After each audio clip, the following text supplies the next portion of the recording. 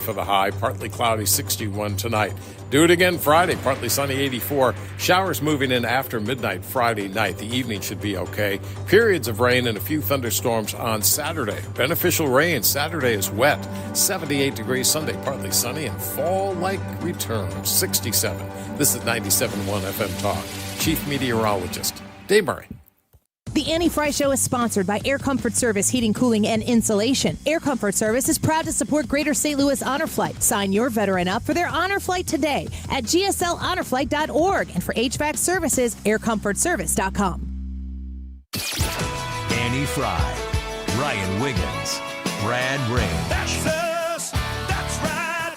Gotta love this American ride. What do you want from me? I'm not America's sweetheart. Goodness sake, kid. Keep your voice down. Your father's listening to the radio. I'm not America's sweetheart. This is the Annie Fry Show on 97.1 FM Talk.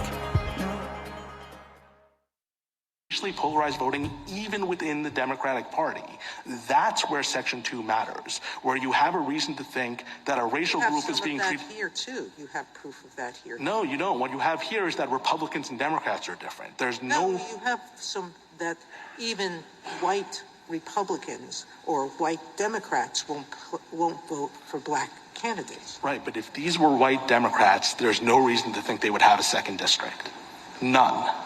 And so what is happening here is their argument is because these Democrats happen to be black, they get a second district. If they were all white, we all agree they wouldn't get a second district. That is literally the definition of race subordinating traditional principles. So there you have the Deputy Solicitor General speaking to Justice Sotomayor about what's going on in Louisiana. This is a really interesting case, and Gregg Jarrett's going to be with us in 13 minutes from now to give us the nuts and bolts of what is at stake here and why this case is being brought to the table. We talked about Missouri. I know you were a big proponent of the 7-1 map, right?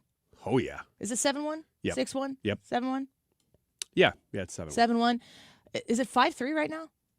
No, it's 6-2. 6-2. So, there are different states that we've seen talk about the gerrymandering, the redistricting. Of course, Texas was the big story that they sent their Democrat legislators to a gerrymandering safe haven in the state of Illinois. It's like, go there and learn their ways. And they tried to shut down the legislature so that the Republican majority in the state legislature in Texas couldn't redistrict their maps, which they did so and did so constitutionally. And so a lot of the focus has been on what each state has the right to do. California, they've got a ballot measure, correct, in California to accept new maps in that state, which could maybe plus up a Democrat seat or two. I think it's 5 seats that they're looking to add, but they have to get rid of their own fair election committee to do it or bypass them. You say that again. Okay, what do we got to do to get there? Exactly. Let's get the fair election people out of here so we can make the case for this. I would say, what was this, maybe 3 months ago that this was the hot topic? Districting? It was early summer, July, I think. But, the question is, what can states do within their own state constitutions and not, obviously opposing the Constitution to make sure that their maps reflect that of their constituency. Now, in the state of Illinois, 44% of the state, 40 to 4% of the state, went to vote for Trump last time. We have 3 of 17 congressional seats. And if you look at the map, I keep highlighting this, but the national spotlight that the state of Illinois has been under for, I would say, the better part of Donald Trump's first term. Or second term, I should say. The fact that the sheer stupidity of how the Illinois Democrat Party has run amok in this state, and really it's a great example of if you gave Democrats unfettered access to power, what would they do with it? What would that look like? Well, folks, ironically, it would look like the land of Lincoln, which is tragic. But, that reminds me of the recent law that they tried to pass that had to do with gun regulation Brad, you know a lot about, I don't remember what it was called. It wasn't part of the Safety Act, was it? PICA, Protect Illinois Community Act. So they worked to try to implement a lot of gun regulation. And this time around, the Republicans said, we're not even going to try to make this better. Go ham. Take it all. Put it all in there, because the worse you make this bill, the better we think the whole bill will fare once it gets to the Supreme Court, which has always been their intention. Now, it hasn't gotten there yet. But in the state of Illinois, when Democrats want to do something, they can do it. They're not stopped from doing it. We're in a position in the state of Illinois to show the entire country, specifically on the gerrymandering issue, what Democrats will do when given access to power with little to no check or balance. Do you know that in the state of Illinois, the actual budget is handed over to the Republicans the night they're supposed to vote on it? Yes, I did know that. And if the Republicans didn't show up to work at all to cast a vote on it, Democrats could still vote against it and pass it just fine. And due to the Mike Madigan machine, who I don't know that you guys carried the story when I was out on Monday with my kids, but Mike Madigan's in jail now. That's interesting. But the Mike Madigan machine is still in force, where they use opportunities to spare some of those Democrat votes to not vote or to vote against something because they want to save those purple districts, like the 112th, which is right across the river in Katie Stewart's district. The gerrymandering that has occurred in the state of Illinois has become a national conversation because Texas was looking to redraw their maps. And even on Stephen Colbert, you'll remember this, Stephen Colbert has J.B. Pritzker on his show, and they're talking about maps. And when they're talking about maps, Stephen Colbert whips out a map of the state of Illinois. And then he points to our district in the Illinois 13, going, well, how do you explain this? And J.B. Pritzker's response, if you recall, was to say they hired some kindergartners to draw it. It was a joke to him. They don't take it seriously because they don't have to. Now, if the state of Illinois needs to lay itself down in gross overreach of far left progressive policies for the rest of the country to get their act together, at least I can feel like we could serve some sort of purpose in bettering the country in that regard. But now we have a different situation. Now, due to Louisiana's districting, there is an argument being made at the Supreme Court against the Voting Rights Act that is put in position, it's in play to try to amplify the voices of minority voters in states. It essentially, due to a racial consideration, a minority consideration, when drawing the maps, it works to ensure that those minorities have an amplified voice. Now, if you're amplifying a voice, you're also quieting a voice, correct? I mean, if you're turning one voice up, you have to kind of turn one voice down in the same regard. The question is that being done specifically by race, skin color? And the Supreme Court is working on deciding that right now. And Gregg Jarrett is going to break down that case for us. This has people shaking in their boots. This is very different than what was taking place in Texas, what has taken place in Illinois, what has taken place in California. It's really kind of a red-blue thing. You know, when you look at the state of California and Illinois, what they've done there are arguments to be made on the other side of the aisle with red states that have done the similar thing. But the Louisiana case is quite different and could have a huge implication beyond just Louisiana. I'm interested to see how this one comes about, very much so. I am so much so that I was actually reading through the transcript of the Supreme Court case arguments yesterday. I know, but I am that interested in it to see where the justices were falling. And some of it seemed predictable. Alito, Gorsuch, Thomas, probably Kavanaugh seemed like they were in favor of gutting it. Maybe, I mean, this is all, kind of reading the tea leaves. But the three liberals, of course, were against it. And that leaves Roberts and Coney Barrett in the middle, where you're not really sure where they're going to come down. Well, Gregg Jarrett's a good guy to talk to about this I'm stuff. looking forward to it. So how, I've heard the number of seats that this could swing is 20 to 40. Just with the Voting Rights Act, I would be, I think with redistricting, I would be no. You know what? You're right with Democrats because I'm looking specifically at Republican seats. Yeah, it could actually affect that many seats. Yeah. Is this tyranny? By who? Is it is it a tyrannical act what they're doing right now, or is it correcting a tyrannical act? Is it right to district? That's our poll today. Do you believe minorities should have special consideration when drawing congressional districts? Yes or no? You're essentially saying the House of Representatives is supposed to be the most closely connected to the people. The as close as you're going to get to a one-for-one, like democracy. That's the closest you're going to get in the House, in the republic that we have right now. I think that the congressional district, each congressional district is supposed to represent, give or take, 750,000 people. If the black population in this country is 13%, Latinos, have they surpassed 13% yet? I mean, I don't know. I don't know the answer to that. That's a real interesting question because how do you count that? Mm-hmm. If another reason why I would like the census to take place sooner than later. But if you are 13% of the population, so you are a minority, the purpose of the Senate is to make sure that we don't have majority rule, because the majority rule is the passage requirement in the House of Representatives. You need to have one more vote on your side in the House of Representatives. In the Senate, which is the reason why we haven't had this continuing resolution passed yet, it's not a simple majority because there is a simple majority in the Senate of Republicans. So you'll see a lot of people say, how could this be the Democrats' fault that the government is closed? Why can't the Republicans? They've got the majority in the House. They've got the majority in the Senate. They've got the Oval Office. Just get the job done.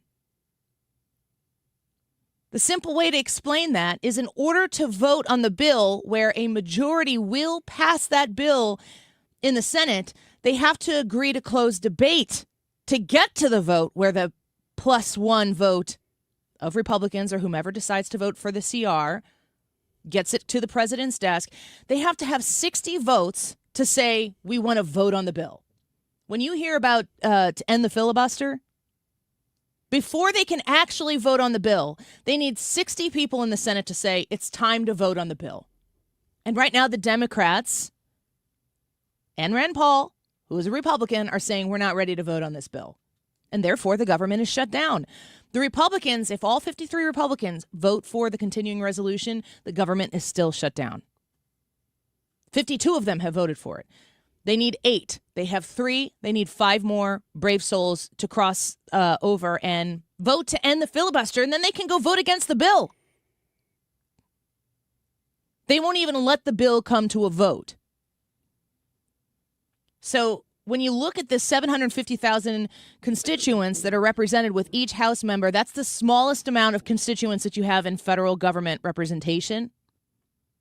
Should people who are in a minority have a stronger muscle to flex because of the way the maps are drawn so that their minority voice is amplified over the majority voice in the House of Representatives specifically, because that's where these districts are reflected.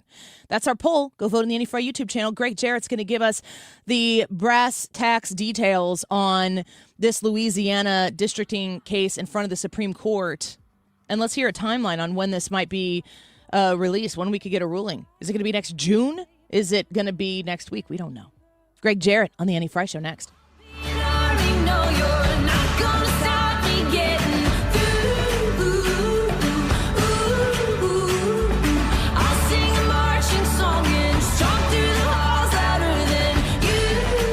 CiviaLaw.com. Hire Todd Civia in Missouri. Hire Todd Civia in Illinois to start that trust to get planned. Your powers of attorney, have you updated them? Have you thought about the power of attorney for your health care? Are you sure that you have it in there as your spouse? Maybe it's a child. Maybe it's a loved one that you trust. But also your power of attorney for your financial obligations. You need to set these. You don't want the court to set them, and you don't want to have to wait for that to take place in the event that something happens and you're momentarily incapacitated or worse. If you need your will to be looked at, if you want to take a will and move it into a trust where you can work with a trusted attorney who knows all the questions to ask and how to answer them in both states, in Missouri and Illinois, you want Todd Sivia. He can help you. He is easy to work with, easygoing, and really great at what he does. Your free strategy session, if you're one of the first 10 callers at 833-995-WILL, 833-995-WILL. Call and make that appointment right now and mention my name so that you get that $300 strategy session fee waived. That's the power of dropping the Annie Fry name, at least in this instance, 833-995-WILL, CiviaLaw.com. The ACA Market Plan has just announced significant increases on their monthly premiums for 2026, with deductibles over $10,000. You can enroll with Greg Hammond's Freedom of Choice plans now. You don't have to wait. One of their plans lets you use any doctor, has zero outpatient deductibles, and it's 30 to 60% lower than most Obamacare plans. Other options are full coverage PPOs with national networks, copays, and 100% annual preventative care. Also, there's no income disclosure required, so no potential tax penalties. If you pay for your own health insurance, you're uninsured, you're on COBRA, or your employer coverage is just too expensive, call Greg, and they'll provide all available options. Call 314-794-7784. That's 314-794-7784. Or go to GregHammonds.com. That's GregHammonds.com. He can custom design a plan managed and chosen by you, not the government. Is your home, business, or church looking tired, chalky, or in need of curb appeal? Go Rhino. Tired of painting year after year? Go Rhino. Our unique 3M ceramic technology is perfect for brick, stucco, aluminum, steel, color lock masonite, and more. It's backed by our 25-year transferable warranty to not chip, crack, or peel. Great if you're staying, and even better if you're selling. Our ceramic coating allows you to maintain all of your architectural features. The decision to do vinyl will leave your home looking like a plastic moldy box. With Rhino Shield, in 15 years, your home will still have that, wow, it looks like you just got it painted. We've done large condo complexes, parking garages, pole barns, and commercial strip malls. We coat sloped and flat roofs to extend their lives too. Evaluations are free. 877-25-RHINO or 877-25rhino.com. See what we did there? Genius. Tell them, ladies. Don't paint, don't vinyl, go Rhino Shield. Never paint your house again. Rhino Shield. Protect your liver and give it the support it deserves by making Active Liver from New Nordic part of your daily wellness routine. Find Active Liver in stores at your local CVS, Meijer Grocery, or online at Amazon or at newnordicusa.com. Smart talk, strong values. This is the Annie Fry Show on 97.1 FM Talk.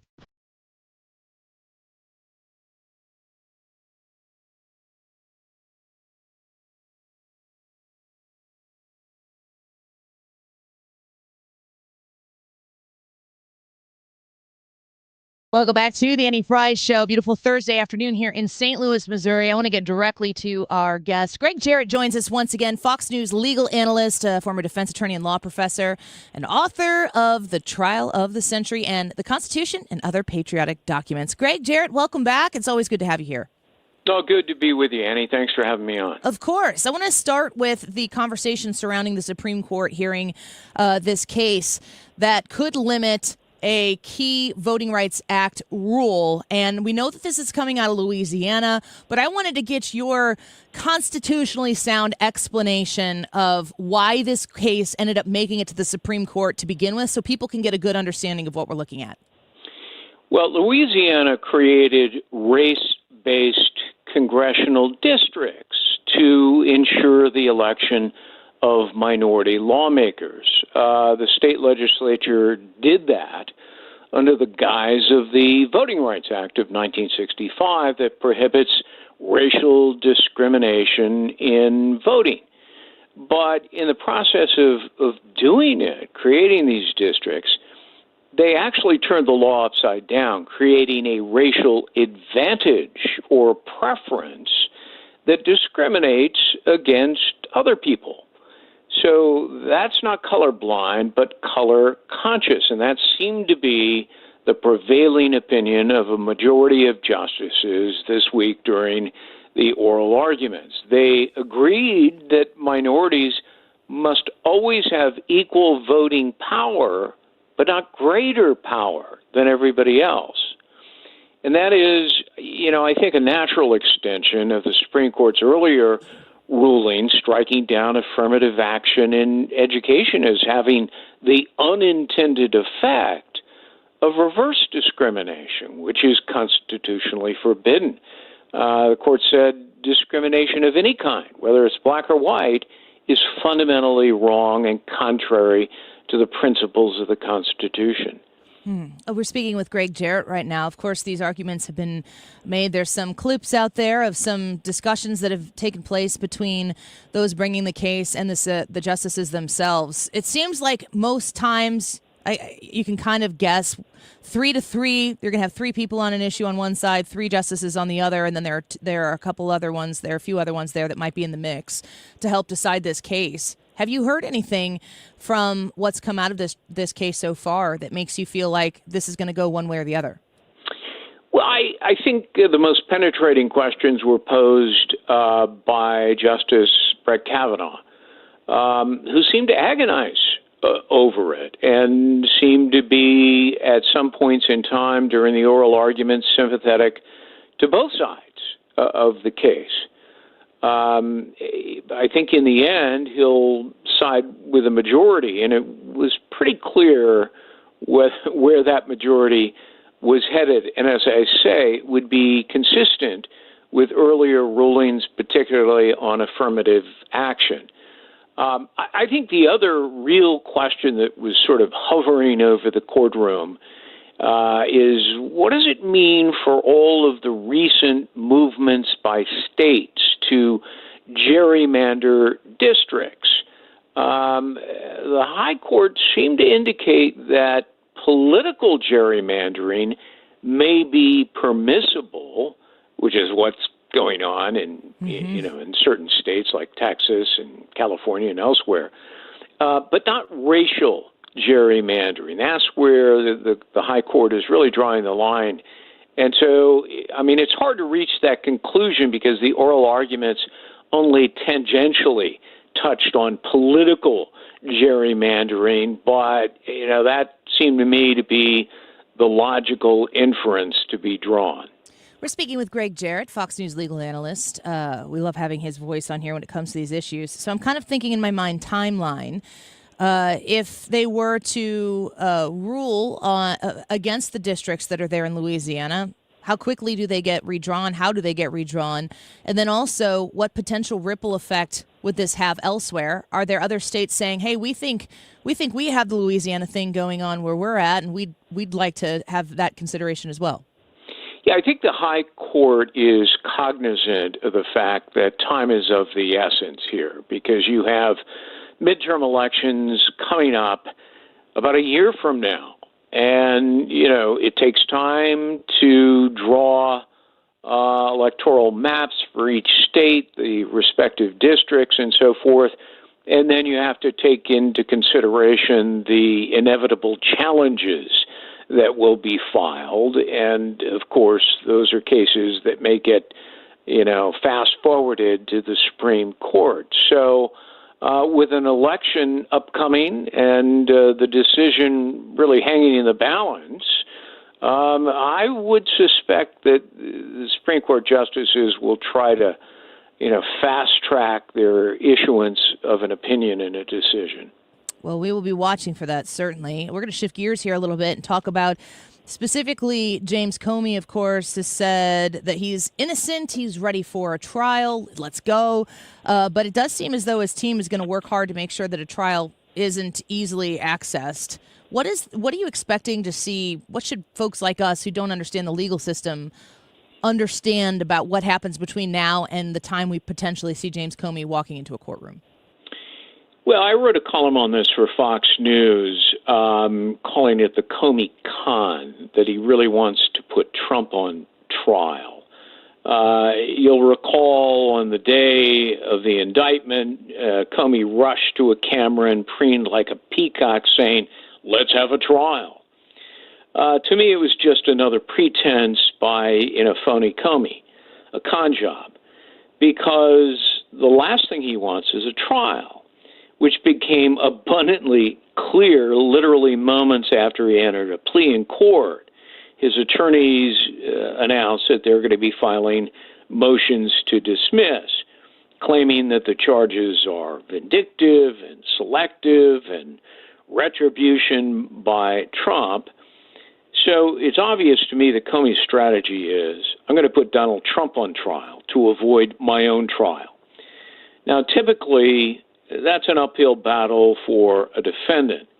For example, on selective prosecution under the law, he has to prove by clear evidence that the charges have an unjustified motive. But if they're justified, and a grand jury certainly thought they were, it's not a defense.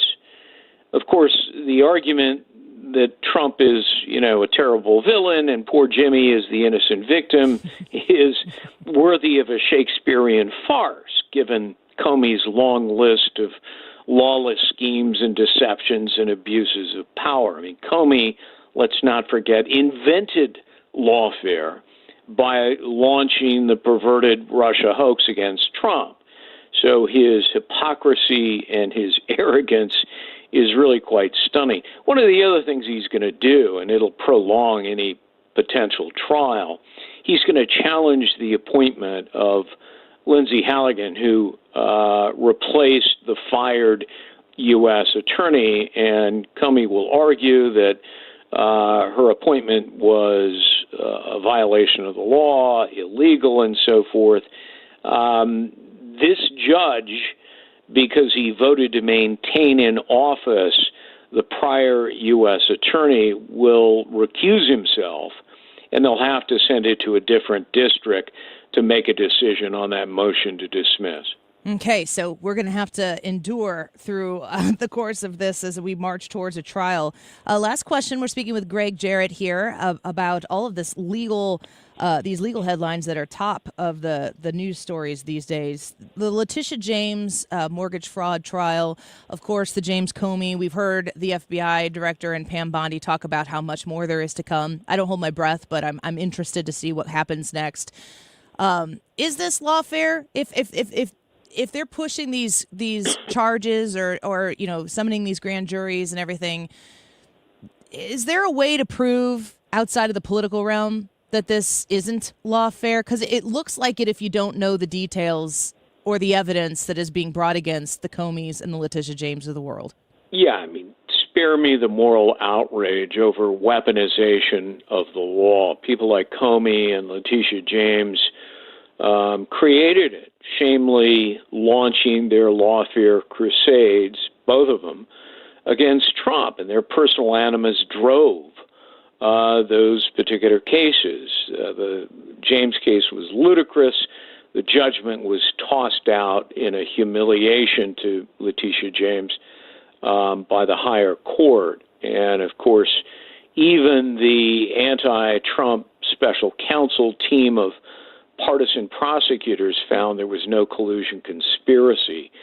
So, look, if you abuse your position of power, if you contort the law, if you twist the facts to bring a political prosecution, there are consequences to that. Comey allegedly lied to Congress. I have no doubt he did. Be up to a judge and jury to make that decision, not Gregg Jarrett.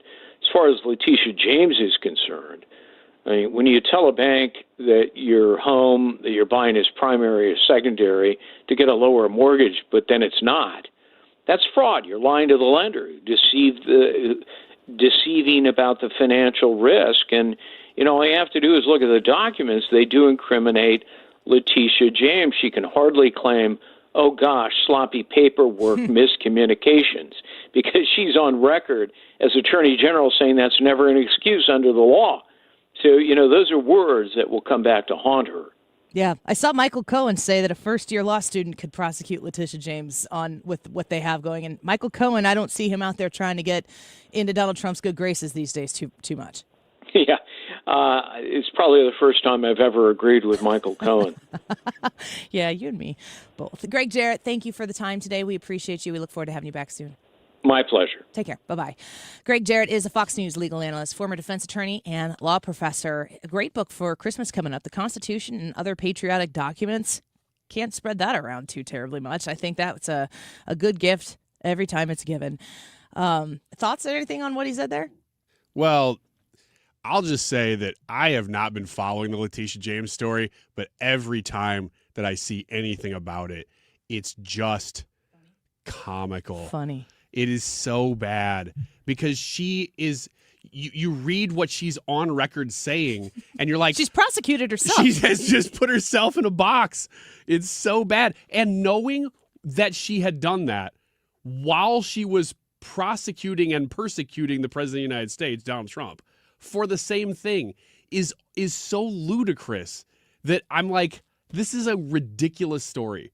And don't even need to follow believe it. Yeah. The B. Right. I vote the B. And you know, the truth of the matter is, my best guess is that Letitia James had no idea that she did this. I don't know. I would bet that Letitia James wasn't personally involved in trying to game the system. But she has people who do things for her that did it, which is exactly what the former president of the United States said. Like, I didn't do, like, there's no grand conspiracy here, and there's also no victim. Now, she actually did defraud the people of Virginia or Maryland or wherever her other houses are. Are these people like suffering? Is there like a restitution that could be paid to make this right? Some sort of fine? I really don't care. But like, play stupid games, win stupid prizes, Letitia James. And I think you're about to win the grand prize. And all this to save, like you said, you defrauded the state of Virginia by what? $5,000? Is it worth it? It's fraud for the sake of just saving that money. So it is fraud, but it's so ridiculous. It's an unbelievable story. It's so funny. I'm sorry, Letitia James. I don't like to laugh at people, but you don't look like you're laughing, so it can't be with you. You did it to yourself. Yeah, you made your bed, and no one is above the law. What can I say? I'll be right back. Don't go away.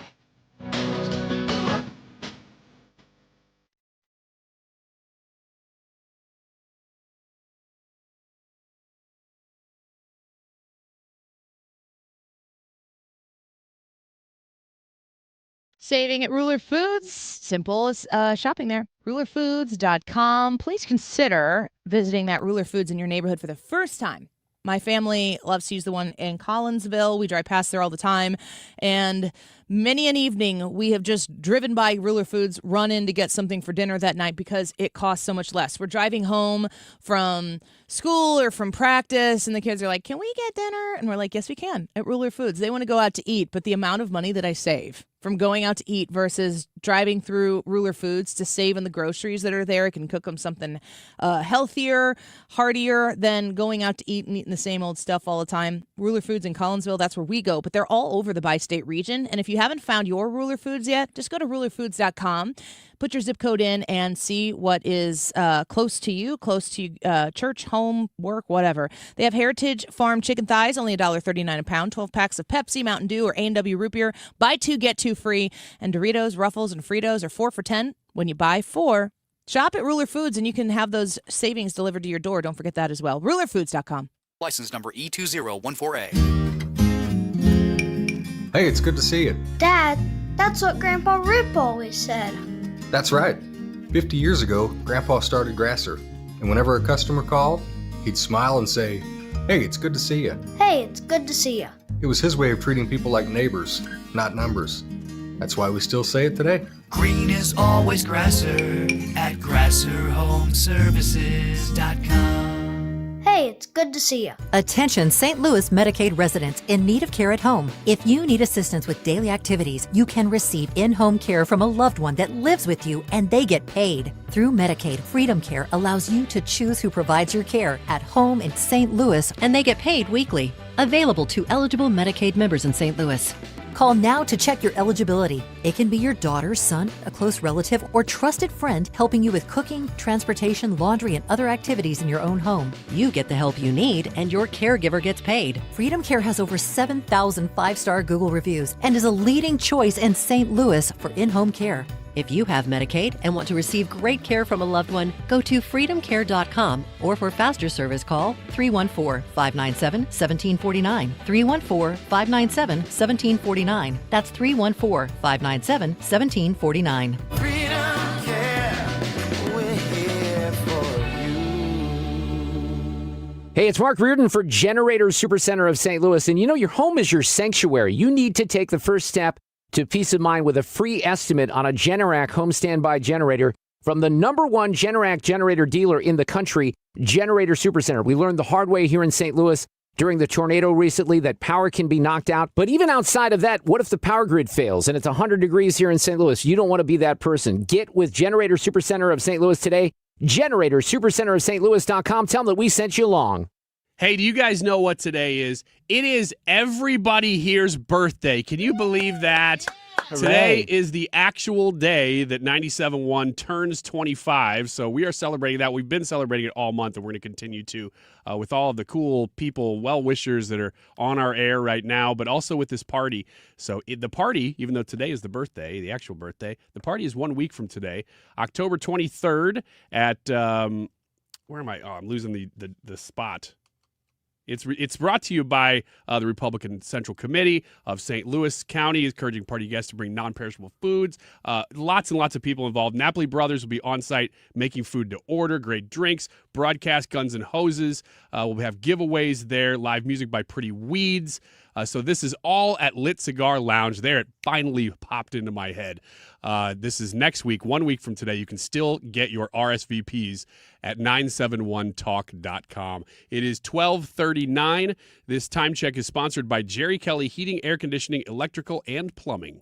It's time for a $98 furnace tune-up. JerryKelly.com. From Hillsboro to Highland, 97.1 FM Talk, St. Louis Conservative.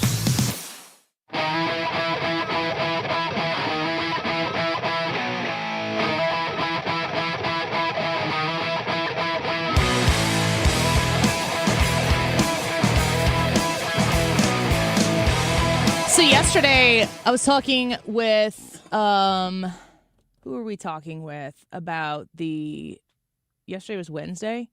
Hump day. Mr. Roy, I guess. This whole thought that's being floated out there by Democrats, you just hear, their messaging, their consistency in messaging. It's always fun when they create those compilations where you have 20 people who on the same day said the same thing. Like the same phrase. Same tweet goes out. Mm-hmm.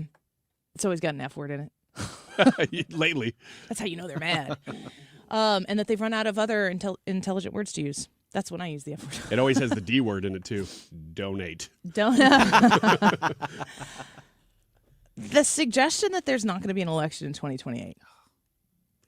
Come on. Did you hear what I suggested to Dory yesterday about that? Maybe. This is rolling around in my head. Normally I wouldn't say these things out loud, but I'm saying it out loud right now because I don't hear people necessarily discussing this. I don't know if it's too soon to discuss this, but the in the streets, shut it down activism comes from the left. Now, a lot of that is lawful. Some of it is not lawful. Some of it is awful and violent and illegal, but it's not all illegal. If Donald Trump continues on this pace, we are 9 months into this presidency. Not even. We're 9 months into it. If he continues on this pace, if the Supreme Court, it's got 3 justices on there from Donald Trump, 3 justices on there. If the Supreme Court rules in favor of the redistricting or the against the Voting Rights Act or whatever it is, and Louisiana gets changed, and all of a sudden it's going to turn into, this a 20-point swing in the House is enormous. The Democrats have been able to utilize the system to their benefit, and it's never about persuading people on thought. It's always about working the system to their advantage. And they have done a very good job at it. This is the first time in my life I've ever seen the Republicans even consider trying to work the system to their advantage. Mm-hmm. Yeah, me too. And, I don't think it's not really in an underhanded way, in my opinion. I'm subjective. Yes, I'm a Republican. I want to see seats go red. But I also see, on the whole, a president who campaigned on the things that he's doing right now. Yes, promises kept. Promises made, promises kept. So I completely believe that the Trump campaign was a campaign of ideas and actual measurable promises. I don't hear Democrats going, promises made, promises kept, because they don't make promises. They just blame the other side and then get into office, and then they continue to campaign on ensuring that whatever the American people think, as long as they blame the other guy.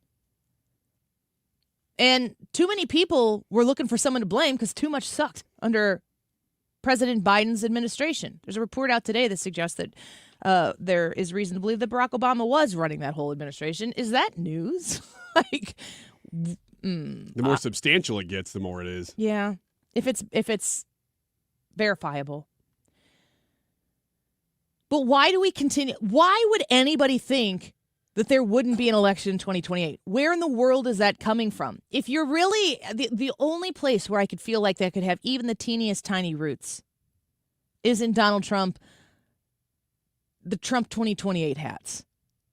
The suggestion that Trump is going to be the president in 2028. There's no way. Like, the fact that any single person would take that seriously makes me really lean into the idea that RFK Jr. should make TDS a diagnosable problem. Look, I have been critical of the hat. I have, even though I think it's funny, I've said, look, that is something that if I was on the left... Don't be soft, Ryan. I would be Don't be soft. Oh, come on. What's he doing? There's zero truth to the idea that Donald Trump... know. Or maybe Donald Trump Sr. is thinking that Jr. wants to run, and that's going to slip in there, and it's Trump 2028. I mean, maybe. But even if it's Donald Trump, it still would be him winning a third election. It's still an election. There's no election happening. So it's still a campaign hat. So, again, it's kind of ridiculous even if that's the only genesis of it. You're ridiculous. I will also add this. With the Voting Rights Act, the only thing, I keep looking into this and how do you parse this out? Because legally and all, what's the Supreme Court arguing? Ultimately, what I keep circling back to on the VRA, and it's Section 2 of the VRA, if you want to be real specific, is that if you are a Democrat, you're against getting rid of it because it benefits Republicans. Democrats. If you're a Democrat, you're against getting rid of it because it benefits Democrats. You want to keep it. If you're a Republican... against getting rid of it. Sorry, my language.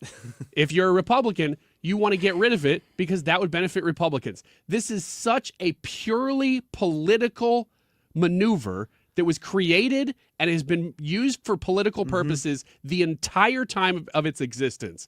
That is the only thing that should be argued is the politics of it. The racial part of it is just an excuse for the political part. Nobody arguing it has any motivation beyond the politics. That's it. That's all you need to know about it. Because anybody who's argued this for actual racial purposes was back in 1965, and they're gone. But there's a real question there. I mean, we saw that and I think Gregg Jarrett pointed this out. There's a real question there whenever they ruled on schools and admissions and stuff like that. Can you base that on race? And so there's a real question here, too. YouTube live chat poll. Do you believe minorities should have special consideration when drawing congressional districts? Yes or no? Let us know what you think on the Anti-Fry YouTube channel. Wiggins America next. Don't go away.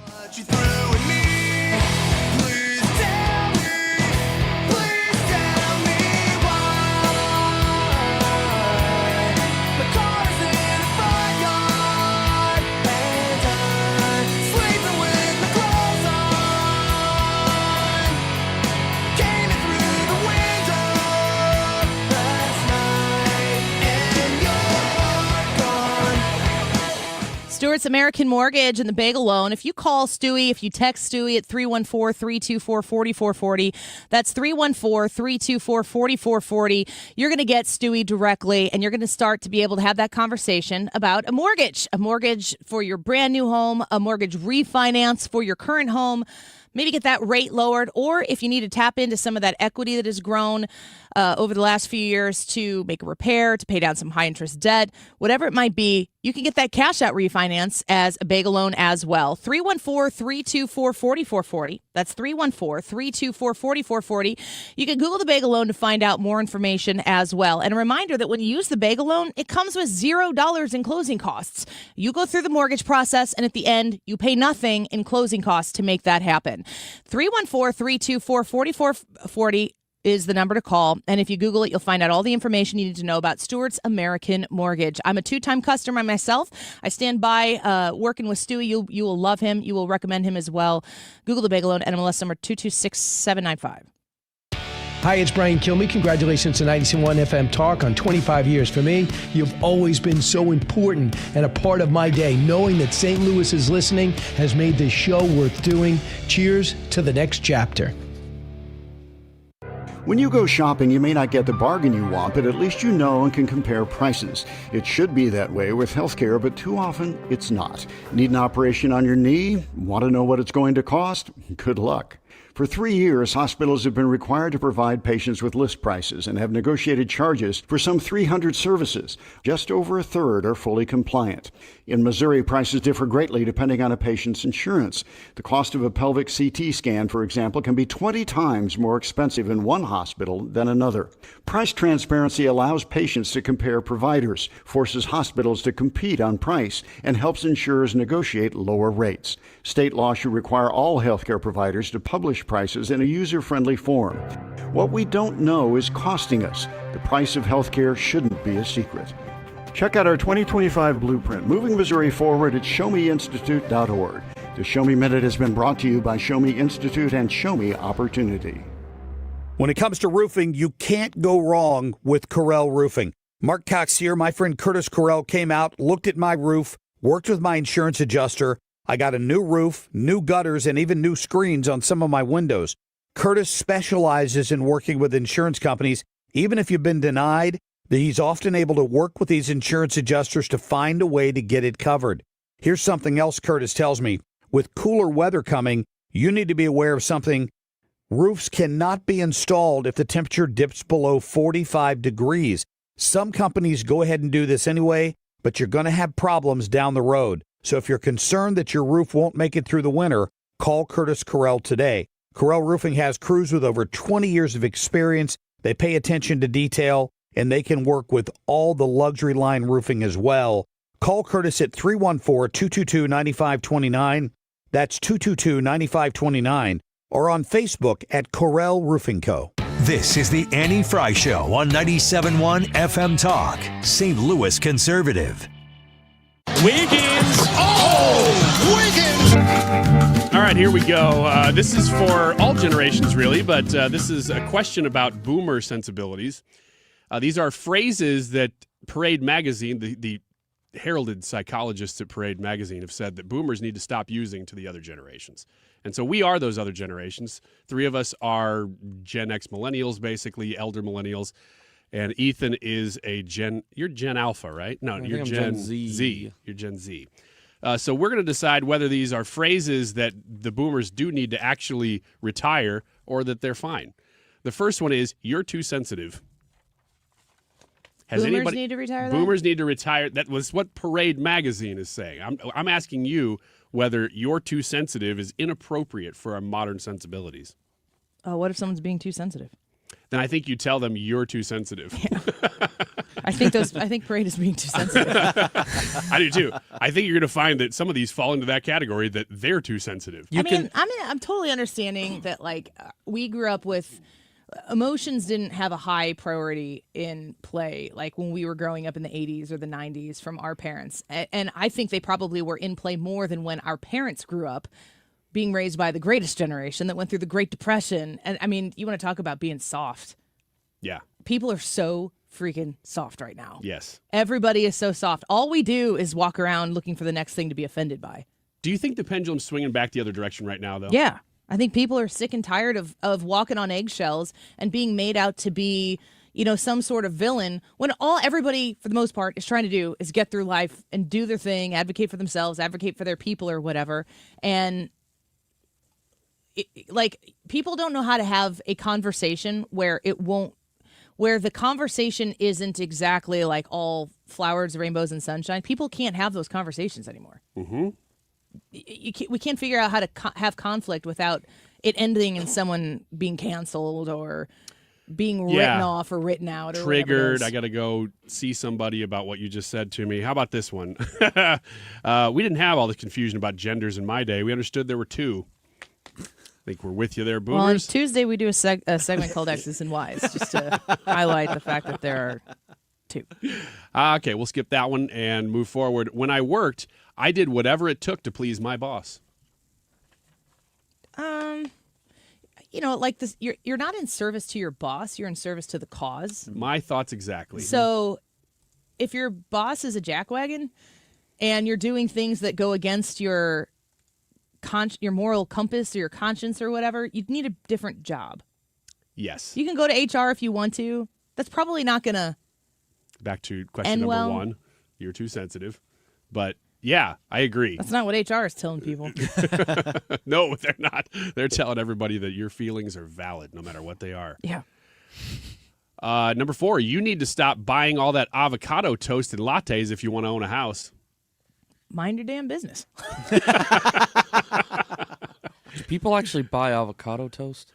I like avocado toast. Really? I don't think I've ever had it before. I got to say, it is pretty good. It does sound good. You got to get it at Smoothie King right now. I've never had it. You got to get a thick piece of bread, though, because if it's not, it kind of gets a little it does soft. too much. Yeah. But the general sentiment here... Seems like you're really particular about people's avocado toast as well. Ezekiel bread. I am, and I kind of agree with this. However, the housing market has changed a lot in those days, and this is kind of this is an old-fashioned, like, well, if you save enough, you can just get ahead. Yeah. When really the market has just changed. Depending on the job you have, you could be the most disciplined person with your money and still not have enough for a house. Yeah. To be afforded in your life. This is the dilution of the American dollar, and this is the outcome of it, as I preach. How about the next one? Nobody wants to work for anything anymore. Nobody wants to work, really, is what they're saying. I think that's a great message. Mm-hmm. Yeah, I'm going to push back on it a little bit because it's easy to sit in your rocking chair on your porch, tell people to get off your lawn because nobody wants to work anymore. A lot more people want to work than have been given credit for. I don't know, Ethan, how much you get this being a Gen Zer, but it was the trend to crap all over millennials when millennials were busting their butts. I mean, I'm an older millennial. I'm at the higher end of that generation, and I was surrounded by people who were working their butts off to try to make it. The housing crash happened in 2008. I graduated college in 2006. The housing market crashed and caused everything, a lot of people, a lot of strife. There were jobs were incredibly hard to get, and then insurance became much more expensive to get, house or health insurance. I mean, there's a lot that has been stacked up against the millennial generation, and in the process of all of this taking place, once you get to the end of the millennials, this is kind of what your generation, Gen Z, has walked into, which is just everything is astronomically I just high. think it sounds stupid when anyone says everyone or no one wants to work anymore. That if someone said that to me, I'd say you're stupid. Categorizing everyone into that, knowing there's a lot of people out there, probably the majority, that still are just trying to get by, like you said, Annie. Everybody says that. Last one is stupid. It doesn't bother me because I'm not too sensitive. Children should be seen and not heard. That is very generational. Children should be seen and not heard. The people who don't like to hear children shouldn't be seen or heard. Goodbye. Sometimes I think this about my kids, though. Why? Well, if you think about your own kids, Yeah. I'm going to tell them that tonight. We'll be right back. You've got your whole life ahead of you, so choose a Medicare plan you can count on. And that's what you get with a Medicare Advantage plan from United Healthcare. With more than 45 years' experience serving its members, United Healthcare has plans with low monthly premiums that fit your life today and as your needs change tomorrow. The Medicare annual enrollment period ends December 7th, so go to uhc.com/Medicare today. United Healthcare Medicare plans. It's Medicare coverage Missouri can count on. If you or someone you know suffered any injuries involving a deployed airbag, you could be entitled to compensation. Morgan & Morgan has already recovered millions. Get America's largest injury law firm fighting for you. Visit forthepeople.com for an office near you. Want immediate cash for your home or see what your home is really worth in today's market? Find out for free from the local experts. My friends Mark and Neil Gelman of eXp Realty. 314-336-1991. Check out thegelmanteam.com today. That's thegelmanteam.com. TheDiamondShop.net. Shopping for jewelry, you go to The Diamond Shop. Watches, if you're looking for men's jewelry, men's accessories, and of course, women's bridal sets. If you are shopping for beautiful, oh gosh, this is, if you don't know what to get her this holiday season, or if you've got a birthday coming up or a special anniversary coming up, may I remind you, 6 months same as cash. 6 months from now is April. That's crazy, isn't it? If you're thinking about something special and you want to do that, okay, I'm going to make some payments over 6 months to get that thing paid off. Here's what you do. Diamond stud earrings. It works every time. You cannot fail with diamond stud earrings. They also have this really cool trade-up program where you can go in and trade them in and upgrade that size. That's something she's going to love as well. That might be a gift that you buy now that just continues to give over the course of all those special anniversaries you might be celebrating. Regardless, the Diamond Shop been around St. Louis since 1910. They're there in Clayton right now, and they can't wait to see you. Find them online at thediamondshop.net. Now's the time to get brand new windows installed in your house before the cold weather hits. Mark Cox here, and of course, I am recommending my friends at Window World. 314-993-1800. Simply the best for less, and there's a good reason for that. They give you a lifetime warranty with their windows. You can't beat that. Glass breakage, labor, parts, all covered for the lifetime of your windows, and they are beautiful. I'm a satisfied customer of Window World. There's a reason they're ranked number one in windows by Qualified Remodeler magazine, because they put in lots of them in the greater St. Louis area. They're the preferred window of the St. Louis Blues. When you go to Blues games this season, you'll see Window World represented everywhere, and I love that. Reach out to them now. You can check them out right on their website, which is windowworldstlouis.com, or call them at 314-993-1800. Tell them Mark Cox sent you. It's windowworldstlouis.com. KFTK FM Florissant from the Kaufman Townsley St. Louis's Injury Lawyers Studio. Call 314-500-5000. That's 314-500-5000. All on the free Odyssey app. Progress with Russia. I'm Lisa Brady, Fox News. President Trump holding what he calls a productive call with Russia's President Putin, posting that he believes great progress was made ahead of a meeting tomorrow at the White House with Ukraine's leader. Spokeswoman Caroline Levitt just telling Fox they have agreed to convene a meeting of their high-level staff next week to continue these very important discussions, which may be followed by yet another meeting between President Trump and President Putin. President Trump says he and Putin agreed on where to meet in Hungary, but there's no date yet. Also writing he believes success in the Middle East will help in negotiations on ending the war between Russia and Ukraine, adding that he and Putin also spent a great deal of time talking about trade between Russia and the U.S. when that war is over. The president's been saying lately how disappointed he's been with Putin and pressing allies to stop buying Russian oil. President Trump also just issuing a warning to Hamas to stop killing people in Gaza, posting that wasn't part of a ceasefire deal. There have been public executions of Palestinians accused of collaborating with Israel. The White House urging Democrats to end a government shutdown after the Senate failed to reach the 60 votes needed to advance a short-term spending bill for the 10th time. The president is bending over backwards to do what's right by the American people, and the Democrats are continuing to play partisan politics. Spokeswoman Caroline Levitt highlighting temporary measures taken to ensure certain programs receive funding, including military pay.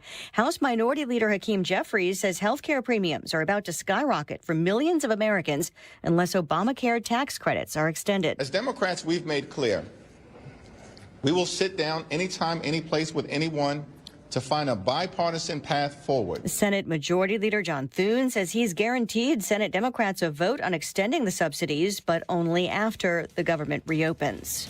America is listening to Fox News.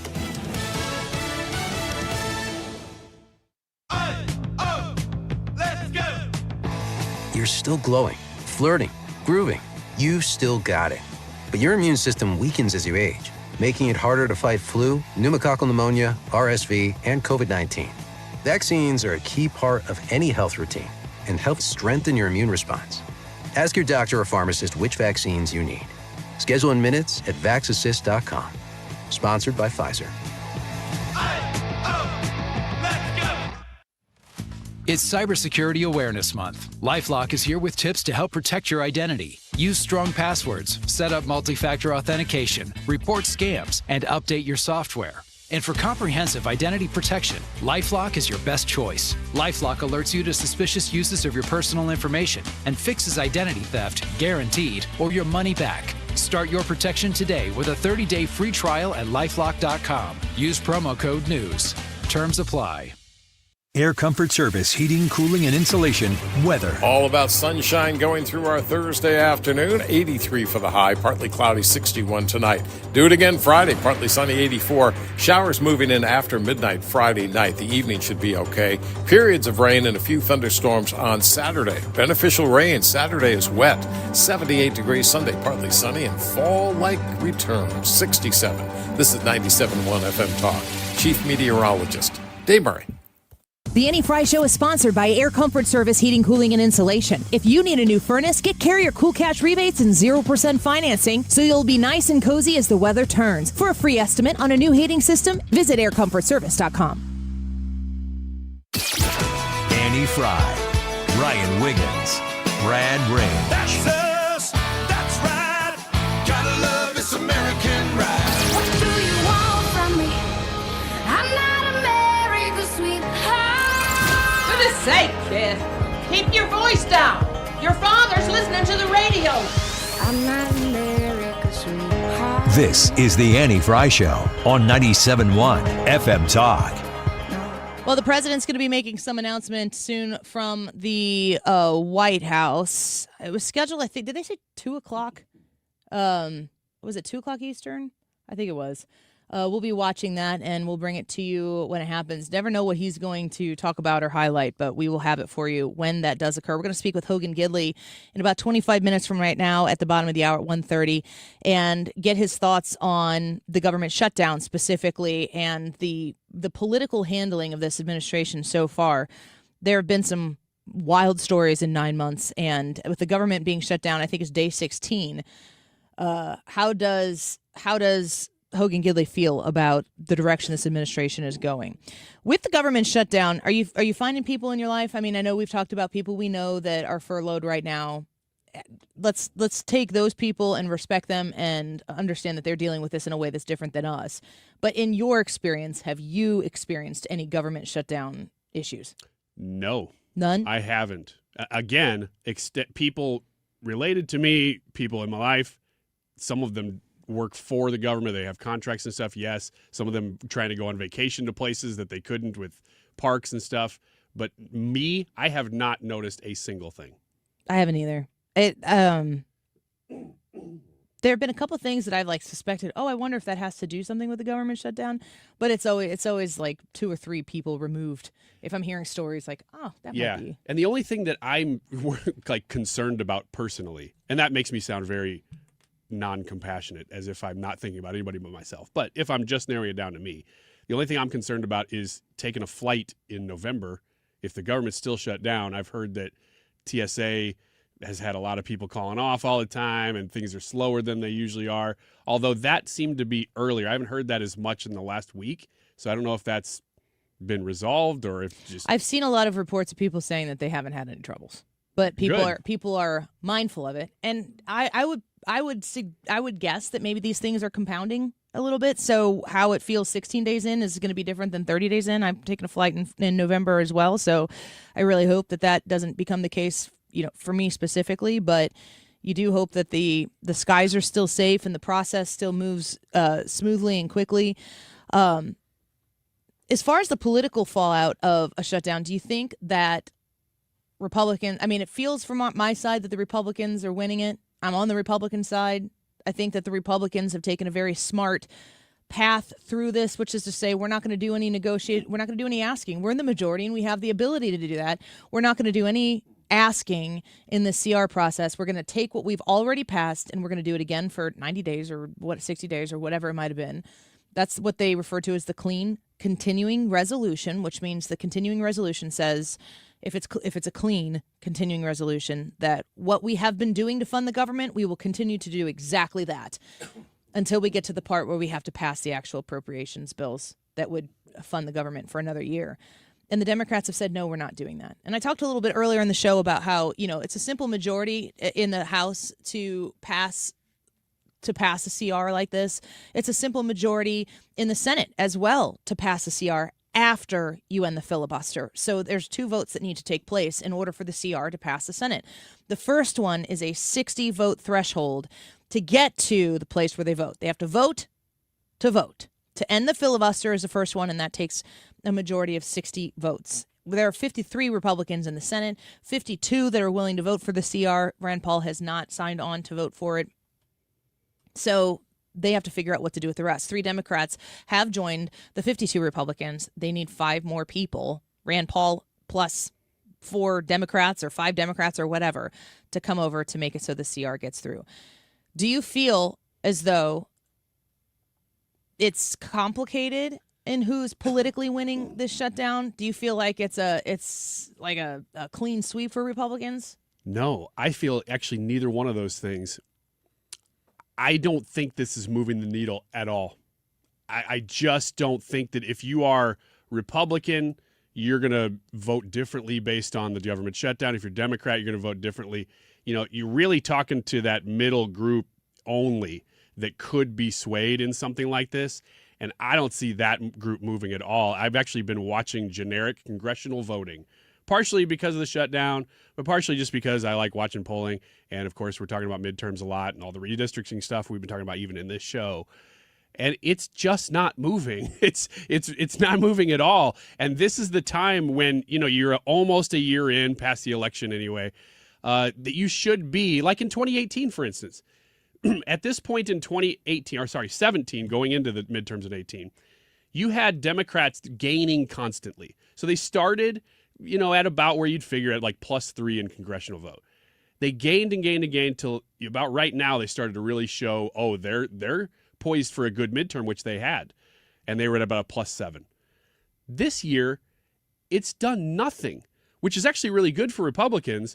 But you'd figure if somebody were winning, to your question, Annie, if somebody were winning the narrative battle in this government shutdown, you'd start to see that because Congress would show it. The polling about Congress would be like, get rid of those Democrats or get rid of the Republicans. They're causing the government to be shut down. It's driving me crazy. And it's just not moving at all. It's just flat.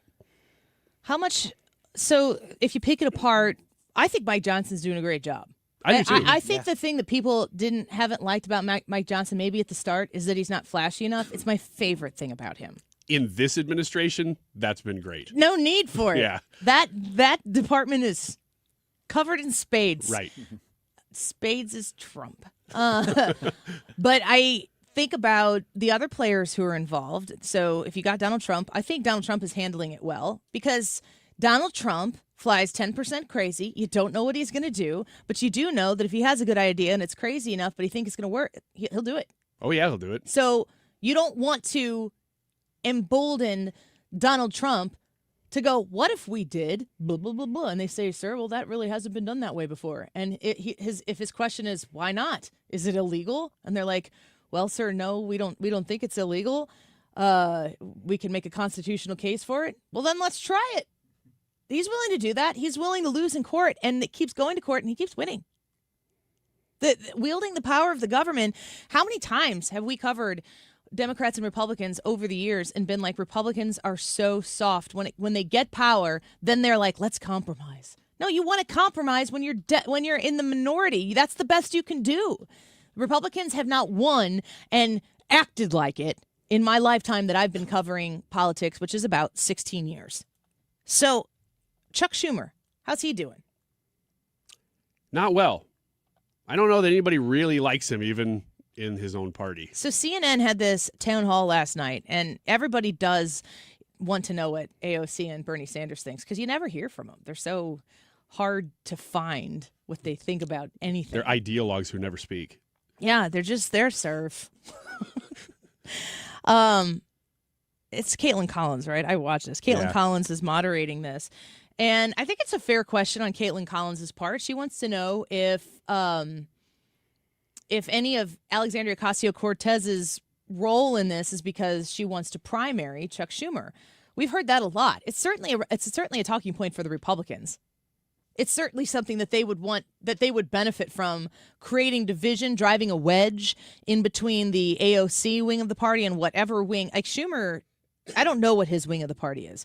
To me, he's the Mitch McConnell, which just, he understands the rules of the road so well, and he knows how to manipulate them for his own political benefit. The problem is that he doesn't have a majority now to do that with. Mitch McConnell, not really loved by his party. That's a good comparison. But Mitch McConnell is the reason why Garland. Merrick Garland is not on the Supreme Court right now. Think about talking about all these Supreme Court situations that we have bubbling up to the surface right now, and Merrick Garland is there. Look at how he was as an attorney general. What a disaster. So we're watching this shutdown thing happen, and Chuck Schumer, most people are saying, kind of from both sides of the aisle, that Chuck Schumer is acting the way Chuck Schumer is acting because he does not want to lose his seat to a primary to Alexandria Ocasio-Cortez. But are you saying that Senator Schumer should not be worried about a primary challenge from you? I mean, All right. no. Let me jump in on this one. This is what we're talking about. That's exactly what we're talking about. This is what we're you have a talking about. country that is falling apart. We had a housing crisis, a healthcare crisis, an education crisis, massive income and wealth inequality, a corrupt campaign finance system, and the media says, "Oh, you're going to run. What are you going to run for?" Nobody cares. So run more towards Nobody cares. It's the House Speaker and President Trump and the Vice President saying it. Right. Pardon? Well, of course, they're saying it to deflect attention away from the real issue. Exactly. And here, let me tell you what the real issue is. Let's see if CNN talks about it. We're living in the richest country in the history of the world, right? All right, you tell me why we're the only nation not to guarantee health care to all people, the only nation not to guarantee paid family and medical leave, why we have a $7.25 an hour minimum wage, why we have 800,000 people sleeping out on the street, why we have a president who denies the reality of climate change. I'll tell you why, Senator Sanders. First of all, because we're not socialists. Second of all, because people like you and your overbloated Democrat, far-left progressive version of government tried to take the government, make it so big that it could solve every problem, but it didn't really want to solve the problem because they sell the problem in order to gain more power. Instead of empowering the people in a capitalistic society like America actually is, the economy that makes it so great, and empowering faith-based organizations to meet the needs of the people, community organizations to meet the needs of the people, you think the answer to every problem is more government. And now our government is so big we can't even afford it. And your solution is more government? That's why we don't have those things. And also, why can't Alexandria Ocasio-Cortez answer the question about whether or not she's going to primary Chuck Schumer? And why does Bernie Sanders answer it for? What a pig. Yeah, Caitlin Collins should have been like, whoa, dude. Did you just mansplain? Did you just step in front of an empowered woman to explain what her future was? Should have licked her pen and been like, okay. Noted. Because that was a weird response to that question. That is a very, very basic political question with the person in the room. I don't think we got an answer to the question about the primary. We still did not. She goes, This is what we're talking about. If I'm at volleyball practice with my middle school girls and I'm like, do you like Johnny? And they're like, I gotta go get my homework. And Johnny, yeah, you like Johnny. Yeah. Johnny licks his pen and goes, whoa. All right, YouTube live chat poll. Do you believe minorities should have special consideration when drawing congressional districts? Yes or no? Now in my mind, I'm trying to think if there's a Johnny in middle school. Johnny's having a good day. Did I just... All the girls like me? I don't know. I could have picked... Names these days are not like Johnny. Caden. And Broven. Broven. Go to break. Oh, man. Let us know what you think. We'll answer this question when we come back. Do you believe minorities should have special consideration when drawing congressional districts? Yes or no? The vote is on the Annie Fry YouTube channel. So pull up our live broadcast on YouTube right now. In the live chat portion of the live broadcast, you can vote. You can always listen to us on the Odyssey app as well. We'll be right back. So this is where the story ends. A conversation on I am, well, I'm done. We're texting sorry for the miscommunication. Ooh, this is an SOS, don't want a second guess. So HomeshieldFoundationRepairs.com is the website, but if you're experiencing some sort of concern with the foundation in your home, the walls, are they bowing? Are they starting to crack? You've started to notice, maybe it's something you've noticed for a long time, but for some reason recently it looks like it might have gotten a little bit worse. It's time to call Matt Hayes at Home Shield Foundation Repair. Here's the number to call, 314-227-9636, 314-227-9636. A direct line to the experts when it comes to foundation repair. You can strengthen your home's foundation with proven solutions, their expert knowledge of decades of experience in this business. You can read their reviews online as well from many happy and satisfied customers. When you've got something like this going on, you need to make sure that the investment you make is a smart one. It starts with a phone call to Home Shield Foundation Repair. 314-227-9636, 314-227-9636. You can also request a free inspection online at HomeshieldFoundationRepairs.com. Mark Cox here for the Range St. Louis West. Right now, they're giving away a free basic handgun skills class. All you have to do is register for your chance to win. TheRangeSTL.com/971. I've taken this class. It's ideal for beginners. They have expert instruction. It's available in a women's only class if that's what you're interested in. The normal cost is $135. You can win the class right now at TheRangeSTL.com/971. You hear that? That's the sound of your business losing money. Legacy phone systems weren't built for today's teams. Quo, formerly OpenPhone, gives your business a smarter way to stay connected. Quo lets you manage calls, texts, voicemail, and contacts all in one place so that you can deliver a seamless customer experience from ring to... Need to take calls on the go? Quo automatically transcribes, summarizes, and highlights next steps from every call, so you never miss a detail. Need insight into what closes a sale? With Quo's AI call tags, you can instantly spot key topics like objections or pricing questions and use those insights to level up every customer interaction. And yes, you can bring your existing number with you for free. Keep your team in sync and your customers happy with Quo.